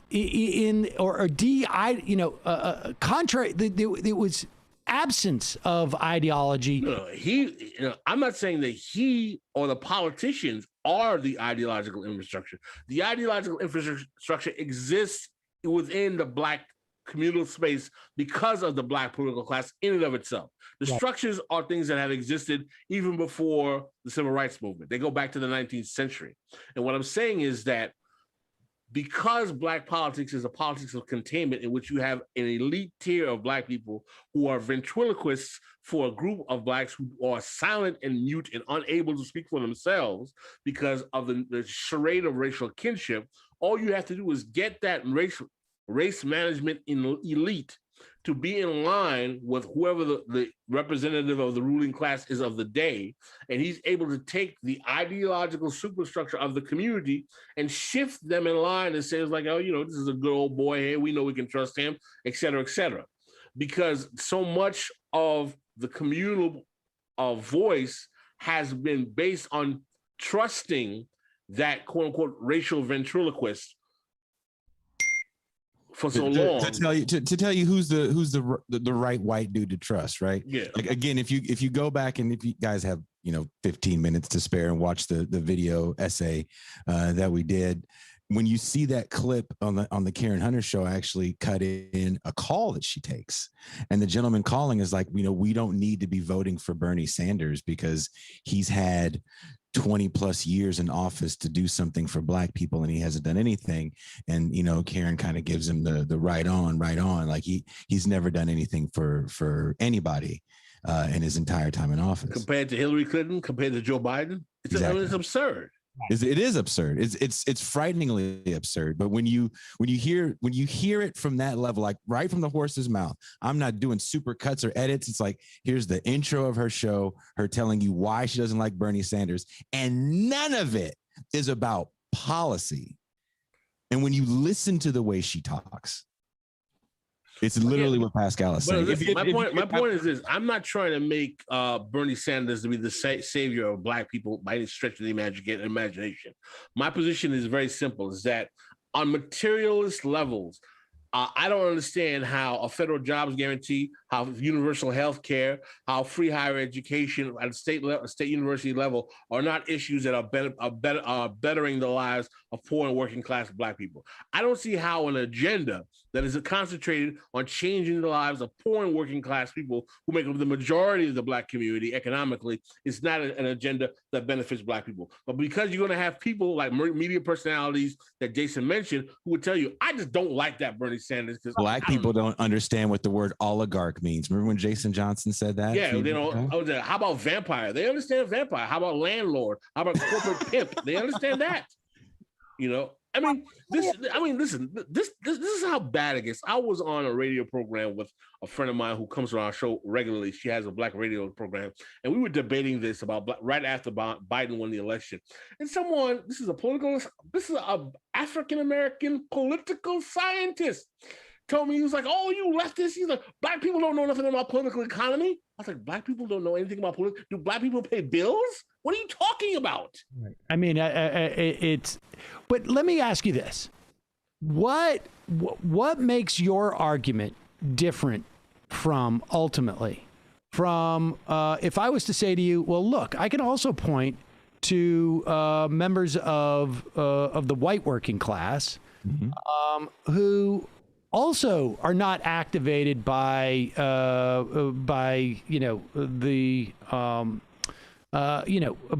by policies, that they are in some respects also equally as distracted by cultural things or racism. And in this instance, it's usually racism. In some sense that, like, hey, how come I have to press number 2 to speak English, or when I call in, or how come,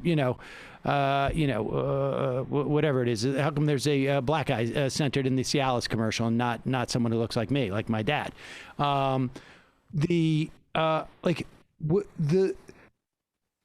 Is it really a unique dynamic within the context, obviously, in terms of for black people, that the left uses more of this sort of symbolic stuff that doesn't necessarily address the actual material needs of a significant portion of black people?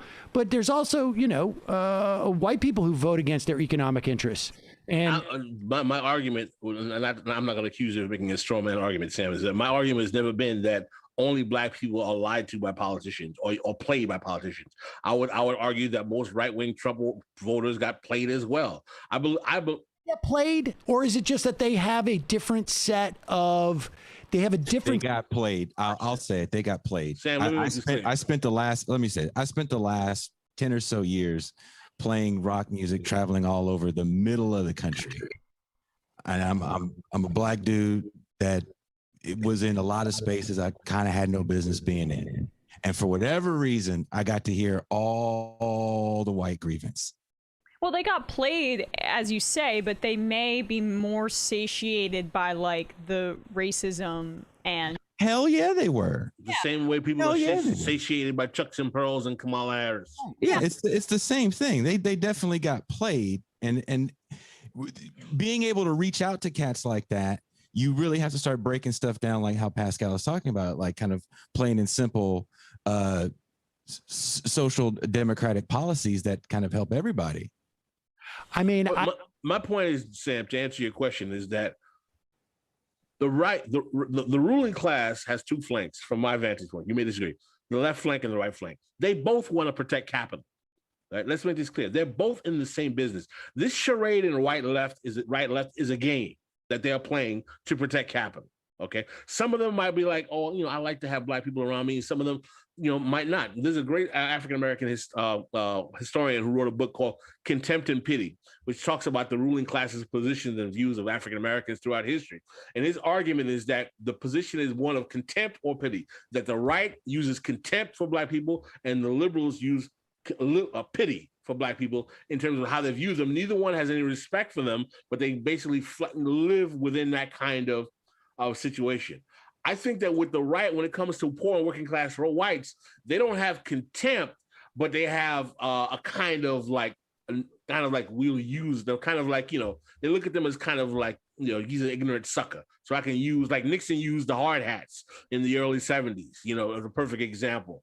It's like, this guy's waving his red, white, and blue. He loves his country. He's a great American. And wonder, yeah, we can tell him like, yeah, these black folks are going to come into your neighborhood and decrease your real estate values. You got to vote Republican to protect your interests. And they capture that vote. So yes, they know how to appeal to that racism.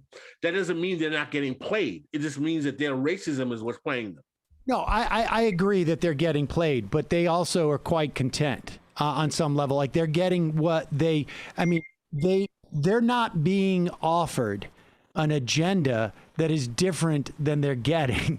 They may not be getting what they need or what we think they need, but they're being satiated on some of by this. And I guess my argument is it seems to me that if... But the black political class and its acolytes are being satiated as well. This is a class... We had Adolph Reed on our show, and he said point blank that black politics is a class politics, and it's a class politics that doesn't represent the class interests of the majority of black people. Yes, I mean I would agree with that. That's why I'm bringing up that I'm making that that analogy. And I guess what I'm saying is that like I got a choice. Do I explain to people that Bernie, and maybe it's not a mutually exclusive choice. Do I explain to people that I'm saying that this is what occurs to me at this moment. Is there a choice between the idea of explaining to people the value of the policy set that Bernie Sanders would provide, or I can take Bernie Sanders policies and embed them in Bill Clinton's folksy charm, and deploy Bernie Sanders out there, you know, and he has developed those relationships. I mean, I'm quite convinced that had Bernie Sanders started his campaign in 2016, 6 to 8 months earlier, and actually made attempts to go down and do what he had to do to develop any type of relationships for that Southern swing. He's not going to win the entire network, but he's going to be able to maybe take a strain of it. Pick up some delegates. Pick up some, delegates by making relationships with a couple of pastors, making relationships with a couple of, party bosses, as it were, community leaders. That 2016 could have worked out very, very differently. I'm not so much sure about 2020, but 2016 anyways. But he didn't do that. I mean, because he didn't run. He was running a message campaign until very late in the campaign, I think. Got real, yeah. And so, I mean, but give me your sense of that. Like, I mean, are we talking about politics is in fact, about relatively thin in terms of what the average voter, regardless of race, wants from their politician, as opposed to what they end up delivering from a material benefit that may keep them in office? I mean, I think the larger reality is let's focus on the Democratic Party. Is that this is the option we have. Do we believe in a public goods form of governance, or do we believe in a form of governance rooted in serving the needs of capital and corporations? I believe that the traditional corporate wing of the Democratic Party, the neoliberal wing that kind of starts with Jimmy Carter, metastasizes with Bill Clinton, continues to Obama, and still exists with Joe Biden, even though Biden even himself realizes that he's got to switch the paradigm somehow. Yep. All right. So the question becomes, do we want a public goods form of governance? I think what is even more tragic about the moment is that with the rise of the charade that the Trump presidency presented, that even his own acolytes and supporters are in favor of some form of public goods governance, as long as they have that racist kind of white nationalist tinge to it. You see what I'm saying? In that that Trump comes out and saying, you know what? I think having you be able to buy Canadian medicine and giving you guys some kind of federal job guarantee with an infrastructure plan, or maybe some student loan forgiveness. There were several times that Trump whistled at more left policy and politics than the Democrats were offering. And he knew it was great meat to throw to his base. Not that he would implement it, because he's wedded to the same capitalist parasites that Democrats are. But my point is that as many people more brilliant than I could ever have said, we are in an age where we have right-wing populism and left-wing populism. And what I'm saying is that right-wing populism always has a racial overtone to it. Left-wing populism traditionally has not been able to take off without Black people. Why are Black people not involved in racial in left-wing populism? Because Black politics is stuck in the right wing of the left flank of capital. And that's because the ideological superstructure, because of the Black political class and its class acolytes, is wedded to keeping Black people through symbolic leadership of achievement through people like Kamala Harris and Obama in that fulcrum and that flank of the Democratic Party. And it's going to be a disaster. Black mayors. Yeah, Black mayors, until we shatter that. And my argument in this is a suggestion I made, is that the only way we're going to shatter this and have any kind of left populist project is that if the existing infrastructure of the Bernie Sanders coterie. I don't think Bernie Sanders is the savior of anyone, but the agenda and an agenda that challenges capital and demands a public goods governance is what we need at this stage of the crisis of capitalism.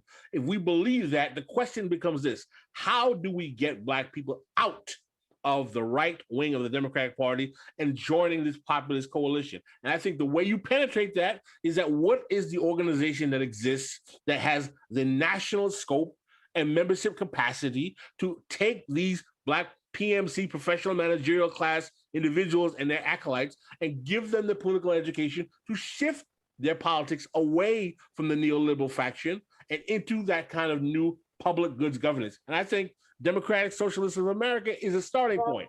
I don't think that they're the answer to all questions, but I think that they're a starting point for a way in which you can get these people to join into these kind of organizations in their local capacities and possibly think about learning something about anti-capitalist democratic socialist politics.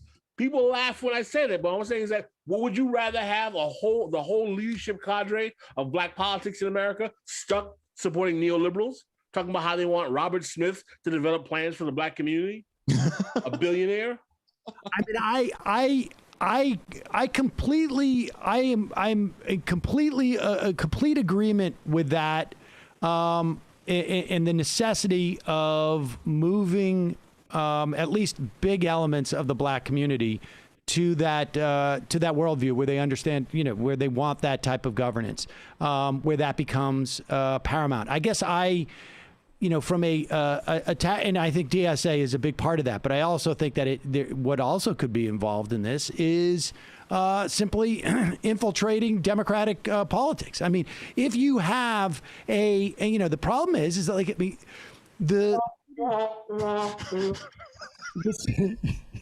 you're at a keyboard, aren't you? No, I have a board. Okay, there you go. Blame Doug Lane. I thought that was one of the CBC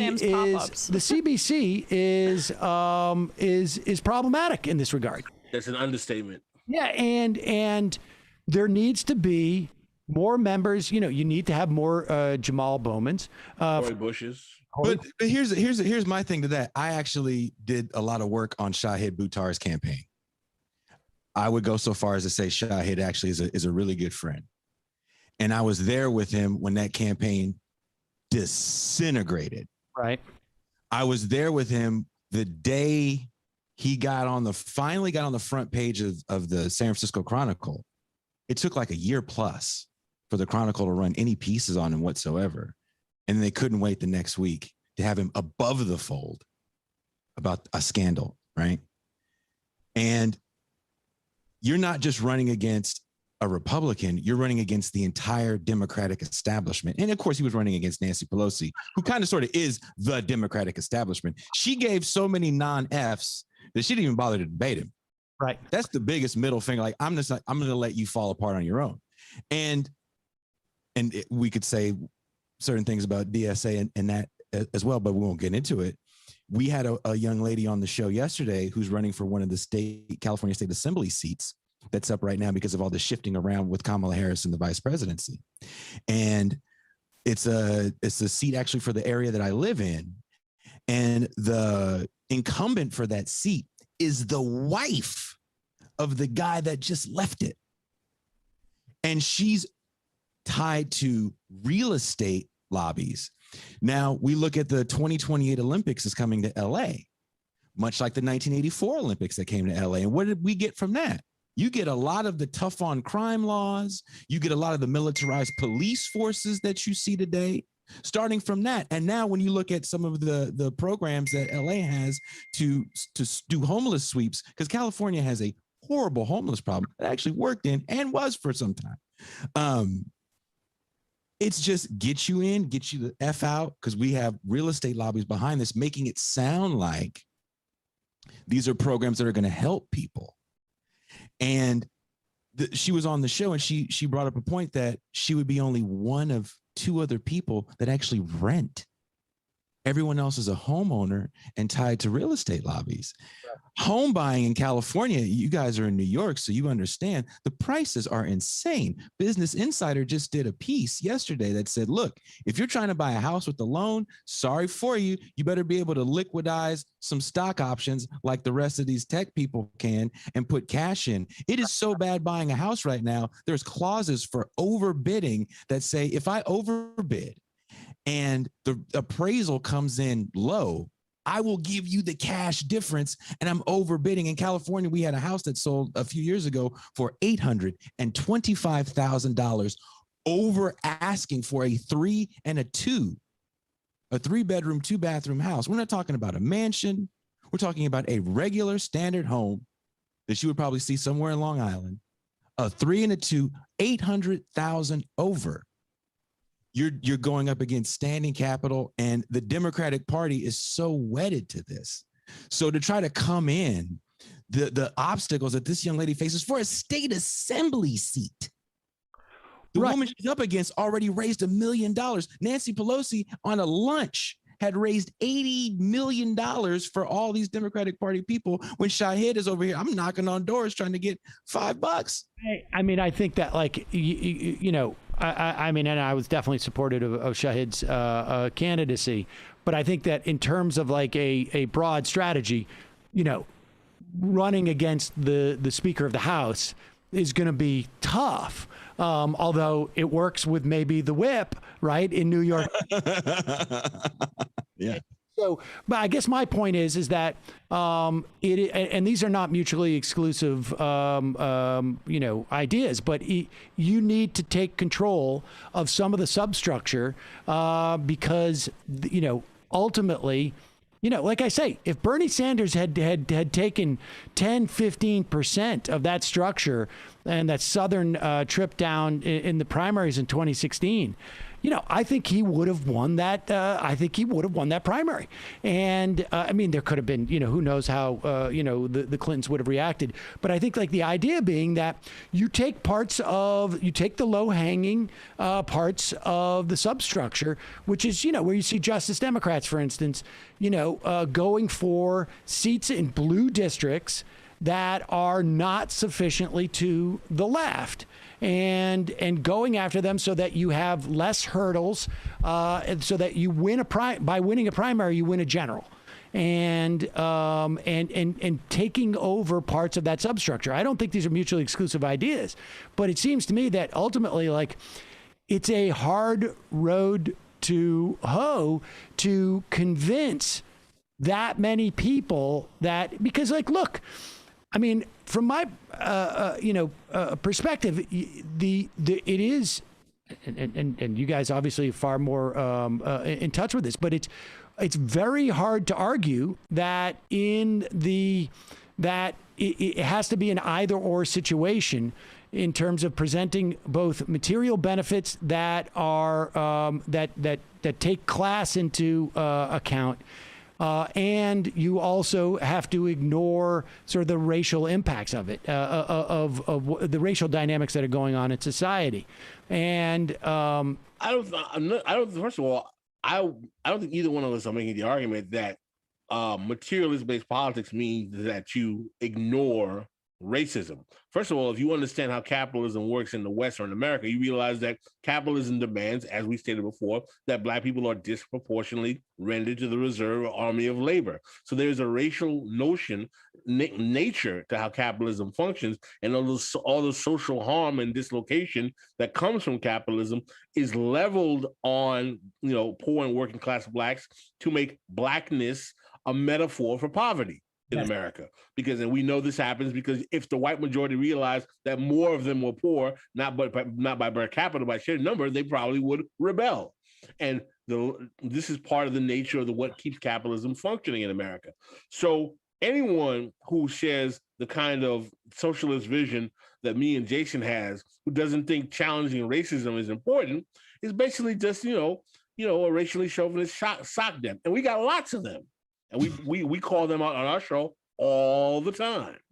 I'm not even talking from a theoretical standpoint. I mean, I'm talking, as an electoral matter, as of just sheer, sort of like retail and wholesale, really more wholesale politicking, and that. I would imagine that, it's just as important for a Bernie Sanders style politician who is providing a program of material benefit for the working class to also, celebrate Juneteenth.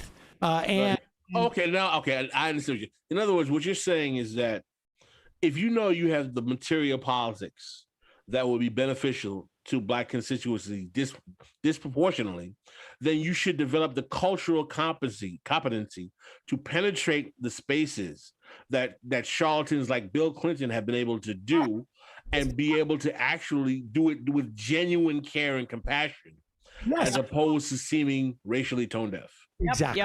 Yep. We just that's what the young lady was doing that was on our show. Janani Rashandaran is actually her name, and she's literally going into Black churches, but she comes from, again, much like Shahid. This is important. Let me tell you something. And we've had some great guests from DSA, and when we asked this on several occasions in terms of suggestions for how to increase left politics in Black communities, we say one thing, and on two occasions, their eyes glazed. We said, well, why don't you go into the Black churches? Not, that's a good idea, or we messed up for not doing it. It was kind of like, and I was like, what do y'all think they're going to crucify you? I mean, like, why the trepidation that was demonstrated by these guys? I was like, how do you think that the politics that gets Clinton and Obama in office transpires? Where do you think the souls to the polls? What do you think that's about? Yeah. That seems like fruit to me. Like, there's a reason why they want not to keep the polls open on Sundays. Yeah, exactly.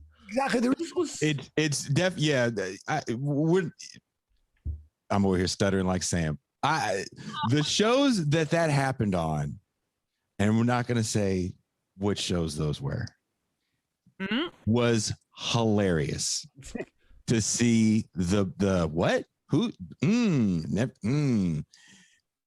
because there's a fear almost of going into these spaces, and I don't understand the fear. I really don't. Well, the question becomes then, what exactly is the class makeup or the intention of the DSA project? And listen, Jason gives me hell for this. I recently joined the Miami DSA. I recently did.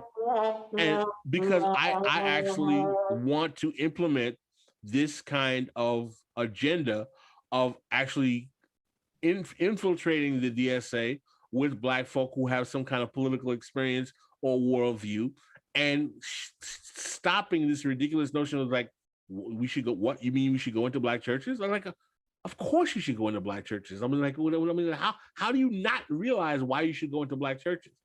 And again, DSA has been effective in achieving things. They have great infrastructure, but they, the whole image of being trust fund kind of chilling out in the loft in New York City sipping lattes, people. That's kind of problematic. Hipsters out of I mean, that to me sounds like a just tremendous amount of political inexperience. I mean, it's like kissing babies. What? Well, look, we got to go, but guys, this has been. This is Revolution Podcast on YouTube. This is Revolution Podcast on all the relevant social media apps, Apple Podcasts, SoundCloud, Podcaster. We live stream on Tuesdays, 9 p.m., Thursdays, 9 p.m. We have the Foreign Policy Thursdays, and on Saturday, noon, Eastern Standard Time.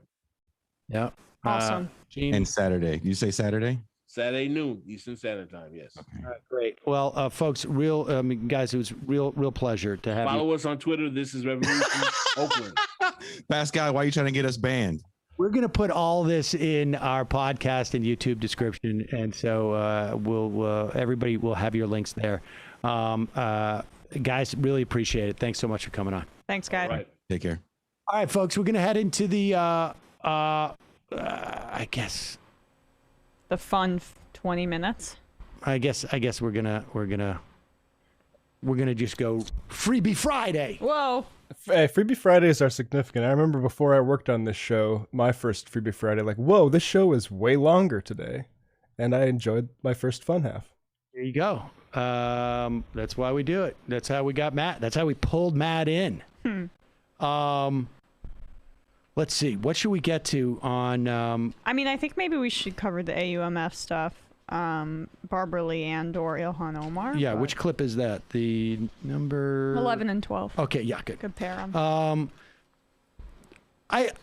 It's possible to overstate the relevance of the rollback of the AUMF, the 2002 one in particular, because A, that is more oriented towards Iraq. B, presidents have been able to engage in what they now call kinetic activity as opposed to war making without having to cite the AUMF, although it's sort of been like a secondary justification. However, it's also possible that in ending the 2002 AUMF, we may end up seeing the end of the 2001 AUMF, and this may be an indication that Congress is trying to reassert itself. Don't hold your breath, but reassert itself in the war-making ability of this country. But we're also not getting rid of either AUMF without the filibuster. Without the filibuster going away. McConnell already said that he's blocking this. All I right. mean, okay, you got Mike Lee maybe, and then Yeah, you got Rand Paul. And Right. You need 8 more. Here is Ilhan Omar talking about her experience of living through war. Thank you, Chairman, and thank you to our distinguished author, Congresswoman Lee, for bringing forth this legislation. Madam Speaker, for the past 20 years, the 2002 authorization has been used to wage war and cause destruction around the world. While many in this Congress have participated in war, I'm someone who has endured war and understand the impact it has on innocent lives. The act of war does nothing to make us safe. Engaging in endless wars has led us to undermining our most important morals, peace, liberty, and justice. So impressive, I mean, to have at least someone give some type of insight into what it feels like to be subjected to the war that at the very least, the 2002 AUMF unleashed, in this instance in Iraq. Here is Barbara Lee introducing the bill to repeal the 2002 AUMF. She was the only person to vote against the 2001 AUMF. I don't know if she was the only person to vote against the 2002. I don't think she was. I don't believe so, but still, just the courage cannot be overstated. Right. The she has the sort of the moral legitimacy, and frankly, one could argue just sort of even the practical legitimacy of like noting like this didn't work out so well. Right. Now, 18 years ago, in front of the infamous Mission Accomplished banner backdrop, former President Bush told the nation that the major combat operations in Iraq have ended. In 2011, President Obama brought our combat troops home, and yet this authority remains on the books, vulnerable to misuse because Congress has not acted to remove it. The Bush administration, yes, misled the American people by saying there were weapons of mass destruction in Iraq, that Iraq posed an imminent threat, and by drawing a false connection between the tragic events of 9/11 and Saddam Hussein. Those lies and misinformation had deadly consequences. The mistakes continue to haunt us today. Once the war started, led by Chairwoman Congresswoman Maxine Waters, Congresswoman Lynn Woolsey, and myself, we founded the Out of Iraq Caucus. Over 80 members joined. Many of us took our protests to the streets, joining hundreds of thousands protesting the unnecessary, immoral war of choice. Year after year, we worked for the safe and orderly withdrawal of our troops.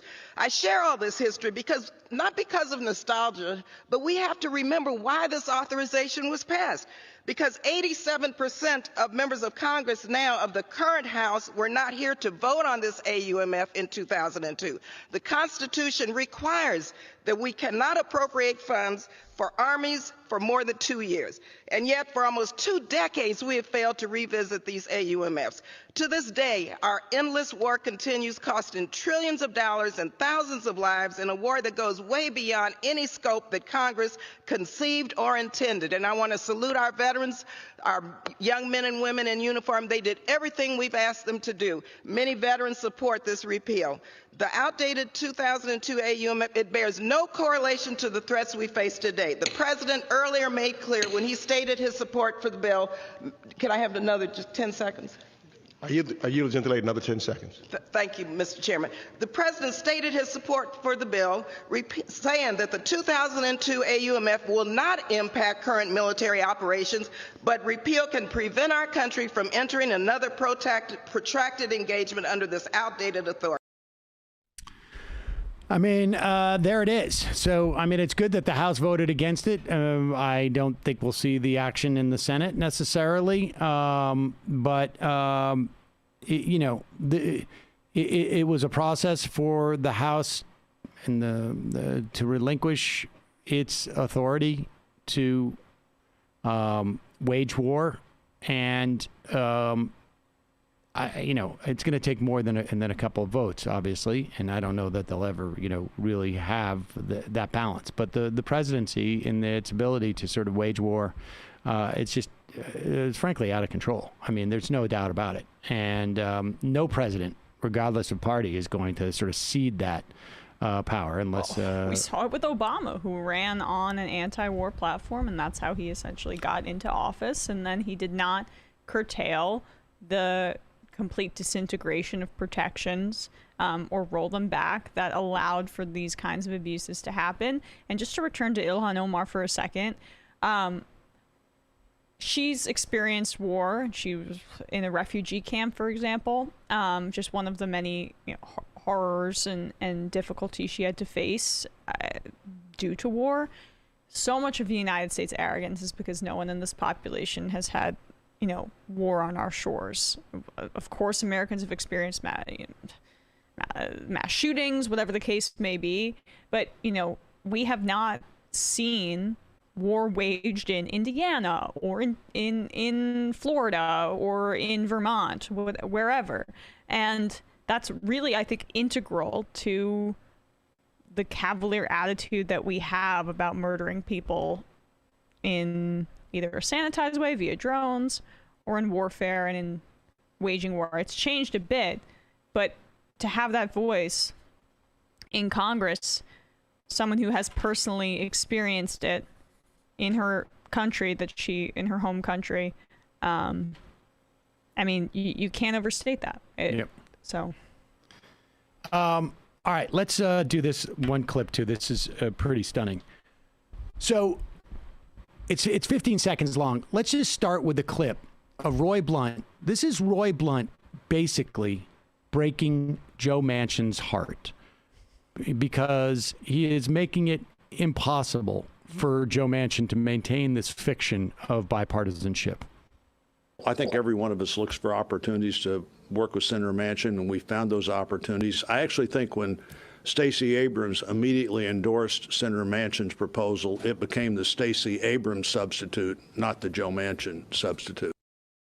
Oh, because she endorsed it. So,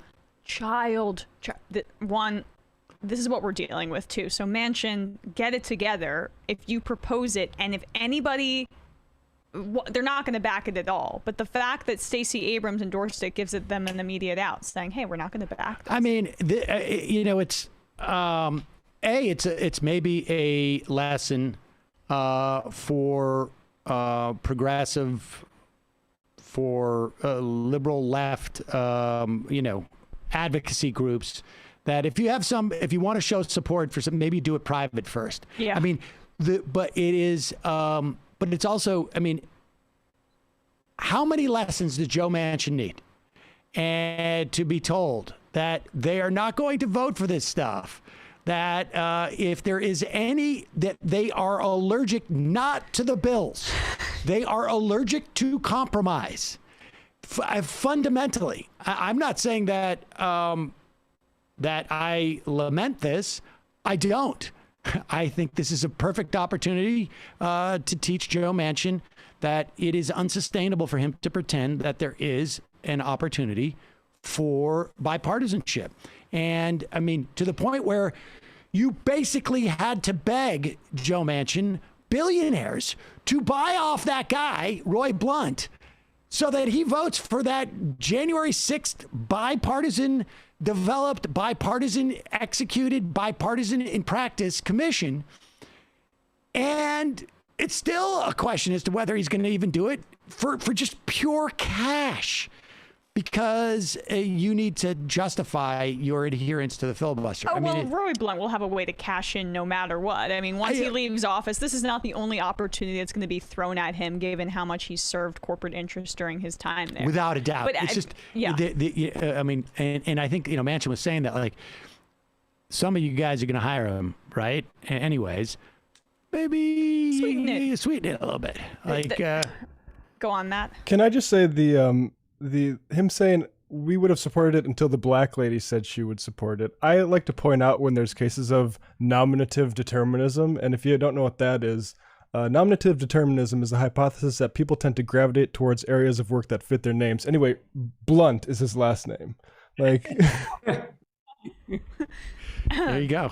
Yeah, again, if Democrats keep negotiating with Republicans on the understanding, a misplaced understanding, that it's the content of the bill that they're actually negotiating with them on, you're going to lose every single time. It has nothing to do with what's in the legislation. They're a party of simply owning the libs at this point. It's all about, who is behind it, and it's about obstructing everything the Democrats. And again, this is the value of Bernie Sanders coming out and saying $6 trillion. Move the goalpost to Japan. This is the value of him doing that, because he knows it's not going to be a $6 trillion bill.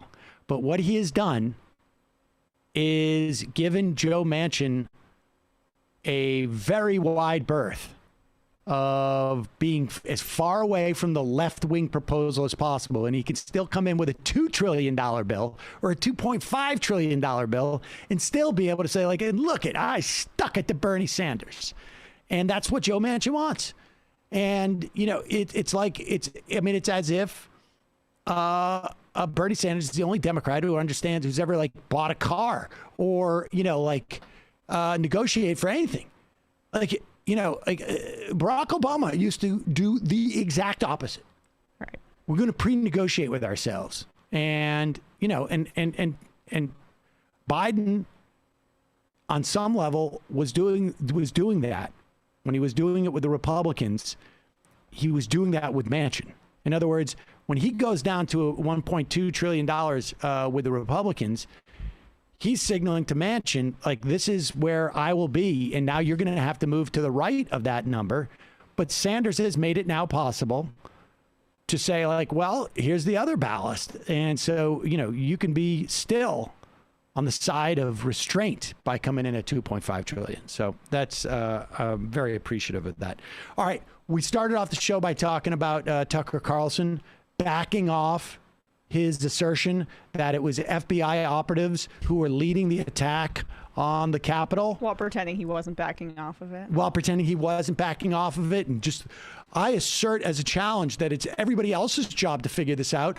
I'm just on the highest rated cable TV show in the country and have no resources to discover such things. I'm just asking questions. Just asking questions. We spent more time figuring out where that thing we said in FedEx didn't show up to our offices in California than we did on this thing. Well,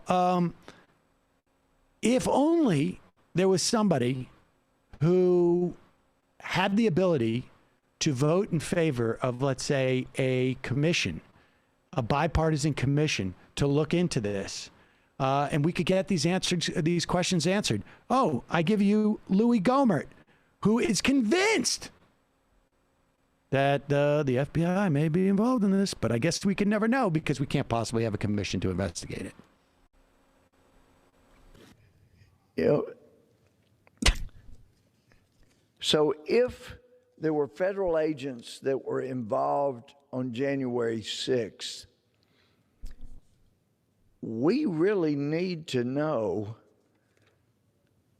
what the FBI knew and when they knew it. And not only that, we need to know how much participation did any of our federal friends, either at DOJ, FBI, or any of the intel community, what kind of role were they playing? Because there's information that came out about the effort to kidnap the Michigan governor, and there were federal agents. So it's been said there were federal agents that were involved in that. Dude, when you go on the House floor, you can't just kind of vaguely wing it, repeat what you heard on Tucker Carlson last night as you were kind of half asleep, dozing off in your leather armchair with like a glass of alcohol in your hand. Oh, all right. Well, fortunately, I don't head to Congress too often. It's just insane to me that we have these. Oh, sorry. We have these conversations as if the entirety of like the post 9/11 using Muslims as informants or entrapment, basically. We don't just no awareness that happened. No, they're still doing it all the time. All the time. Fort Dix 5 is the one that I always, talk about. That story is incredibly compelling. But there's others where, you have like guys, I think in North Carolina, who rolled up because they were going to take over the American government. They just were looking for uniforms and boots. That's what they needed. They were waiting on that. But also people in the environmental movement. I mean, this happens all the time. More than likely, what we have is not federal agents. We have more than likely people who became informants probably after the fact. There may have been some informants before the fact. I would hope that, that the FBI has, at least some intelligence assets in some of like the more dangerous militias that are out there. But the bottom line is, you want to get to the bottom of this? There's a mechanism for that. Like they're calling on, I don't know who it is that they're calling on, but that's the point, right? They don't want to know. They really don't want to know. That's him smacking those lips. All right, let's go through some IMs that we got to get out of here. Matthew from Minneapolis, 40 acres and a mule reversal strikes again as white conservative men want their free lollipop. COVID relief funds approved from the SBA targeted to minority and women-owned businesses are being halted and reversed after Tennessee and Texas courts claiming racism and sexism. I will look at that. I'll look at that stuff in a moment. Let's see what we got here. Important to note that roughly 21% of the U.S. Postal Service employees are African American. Mega MCA. I haven't heard the longer Yang clip from the debate, but I think we can now call him Mommy Blog Karen Yang. There's a longer clip in the segment that we posted yesterday. Oh, there is? Mm-hmm. Oh, okay. I didn't see that. What was the nature of that? Oh, did you hear what Yang said about homeless people? Oh God. He was essentially like, what was the exact quote? We don't want to see them on our streets. Essentially he's proposing, involuntary seizure of them and putting them in hospital beds, hospitalizing them against their will. Most people have rights, but we have rights too. Yes, mentally ill people have rights, but you know who else has rights? We do. And then he goes on, we have a right not to see them on our streets. We have a right to feel safe, etc. He leaned so hard into it, and he was like really impassioned about it as he said it. Oh, it was a bit. I mean, when people like Yang do that stuff, though, it feels like a breath of fresh air to me. It's like, finally, we can just get this out in the open and treat it as like what it is, not have to like, you know. Been awfully quiet, like compared to the days where we were taking a stance against Yang back in the primary, the presidential primary. Yeah, it's much. I agree with Brendan. Like he is who we thought he was. It's an old sports quote from I think Denny Green. Yeah, exactly. The Bears are who we thought they were. Jimmy Dore. Hey, Emma, Matt, Brendan, don't tell Sam, but the first union meeting will be held Monday night outside of Joe's Pizza. Critical Rice. One. There's like 7 of them. The Greenwich Village establishment. You'll have to figure out yourself, guys. They're very different, the taste in each location. It's one of the problems with the unions. Poor communication makes it very. Critical rice theory. The perfect ratio of water to rice is 2 to 1. 2 cups of water to 1 cup of rice. As soon as you bring the water to a boil, turn it down to simmer for 15 minutes and then turn the heat off entirely. That's pretty good. Perfect rice every time. Thank you. Stop the meal. If the government had all this info about the Trump supporters were set up, why didn't the Trump administration release it while they were still in power?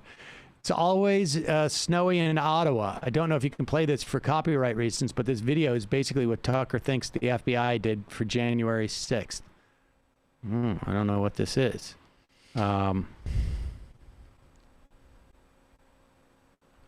don't know what it is. We'll have to play it another time.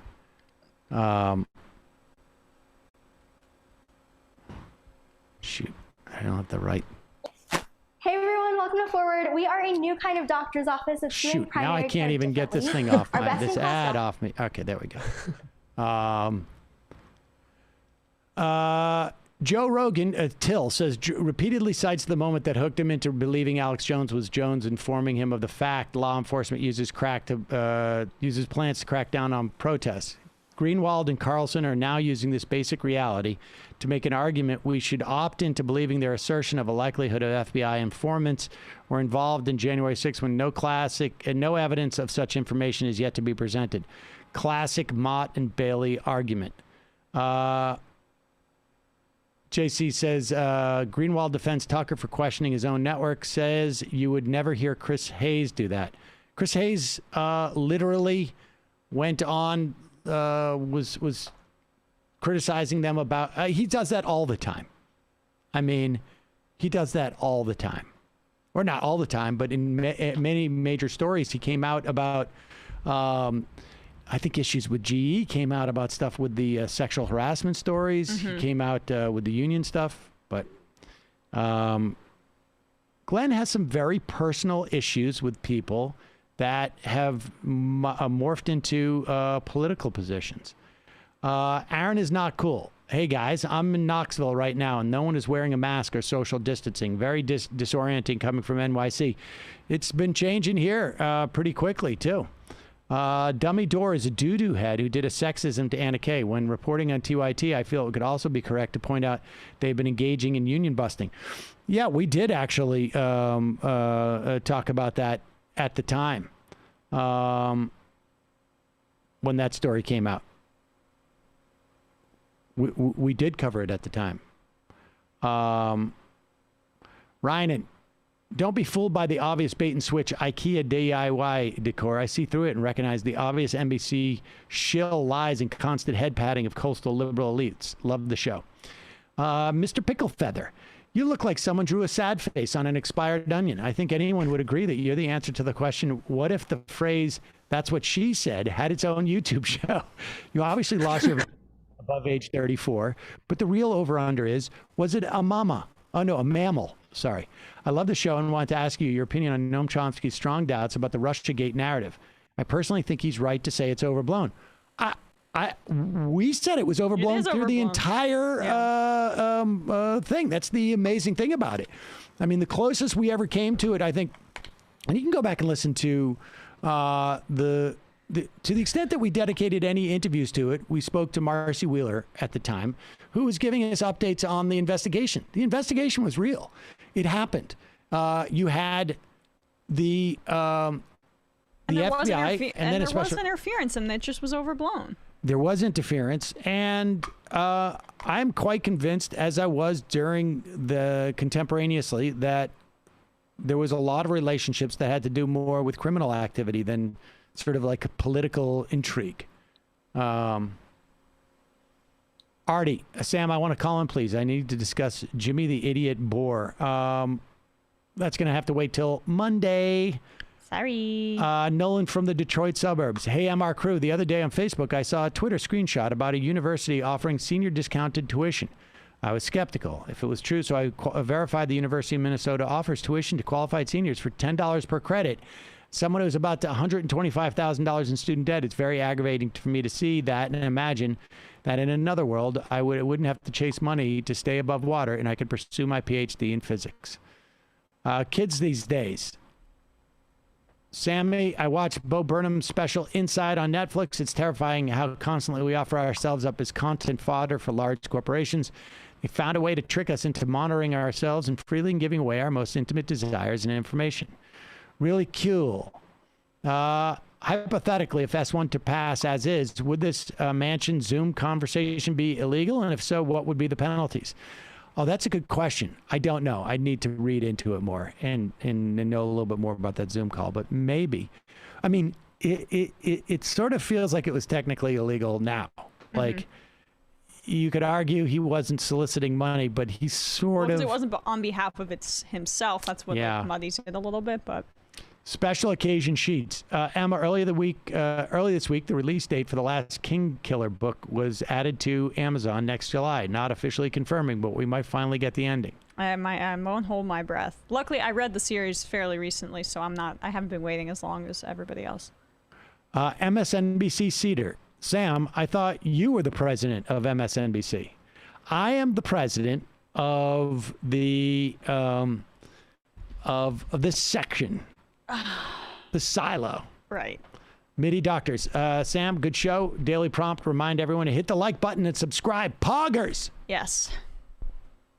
Couple more. Why the F are Dems including a voter ID provision in the voting bill, says Louis. Are they so incompetent to not have thought of all the ways red states can simply change the laws to prevent you from getting an ID?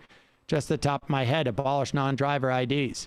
Create a new driver's license and invalidate all existing ones immediately. Deactivate driver's licenses if you haven't driven in a number of years. Change the identification proofs needed to get a license. Shut down DMVs. Let's make the DMV more convoluted. I mean, I think that's true, but I think the theory is this. It obviously drains resources from the Democrats to do this, but they have been successful. Outside organizations have been successful in using these voter ID laws as a motivation to draw out the vote. And some of the things that you say they can do, but it's also a little bit tougher to target. Like, saying you can use a gun ID, but you can't use a college ID. That targets who's getting this. Mm-hmm. Shutting down DMVs in, let's say, black communities or heavily Democratic areas, I don't think is quite as easy as you suggest it might be in terms of like the politics of it. Benny P, I just want to let you guys know this is the only political content I'm able to stomach these days. It's such a frustrating time to be a political junkie and see our policy priorities circling the drain and going nowhere. I just want you to know how much I appreciate the show and what you guys do every day. Keeps me sane. Sam, Emma, Matt, Brendan, know me. Thank you. You have no idea how much this show means to so many people. Keep up the great work. That's very sweet. Thank you, Benny. Thank you. V, hey, can I get a shofar for my birthday? You guys are great. Left is best. And then Louis says, can I get a shofar for my Greek EU passport? All right, this is for both you guys.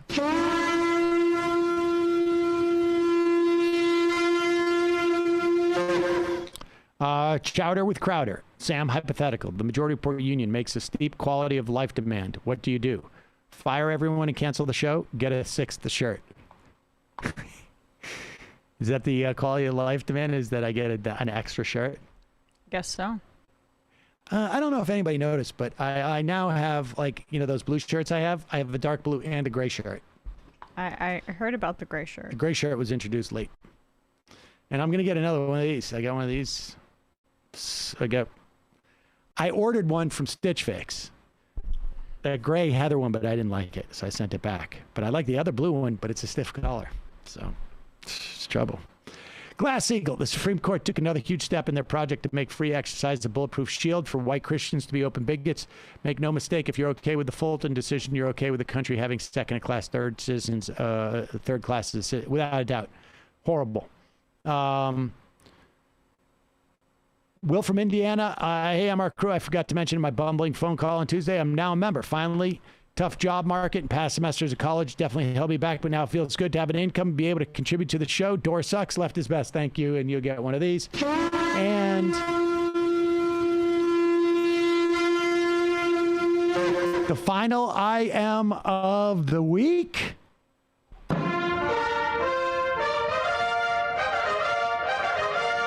Denver Dave. I learned about Juneteenth in 1991 when I was in the Army. My sergeant major is black and from Texas, and my roommate is black and from Mississippi. And we all worked with many black people from East Texas, Louisiana, and the rest of the South. The U.S. Army was and still is not a progressive organization with the whole war and occupation thing. However, it is diverse and possesses many socialist elements. I am honored to have served with proud black comrades and thankful they have schooled me and shared Juneteenth celebration in Denver, Colorado. In addition, it took my barbecue and sweet potato pie baking skills to the next level. All right, folks. Matt, Emma, Brendan, great job this week. Folks, we will see you Monday. It might take all the strength I got to get to where I want, but I know somehow I'm gonna get there. I wasn't looking when I just got caught between the truth and the light bar, but finding out won't make me feel any better. Yeah, I know the clock is ticking, but the meds are gonna kick in, and my pilot light shining bright. I guess somewhere the choice was made for the option where you don't get paid, for the road that bends before it finally breaks you. I guess somehow I lost my drive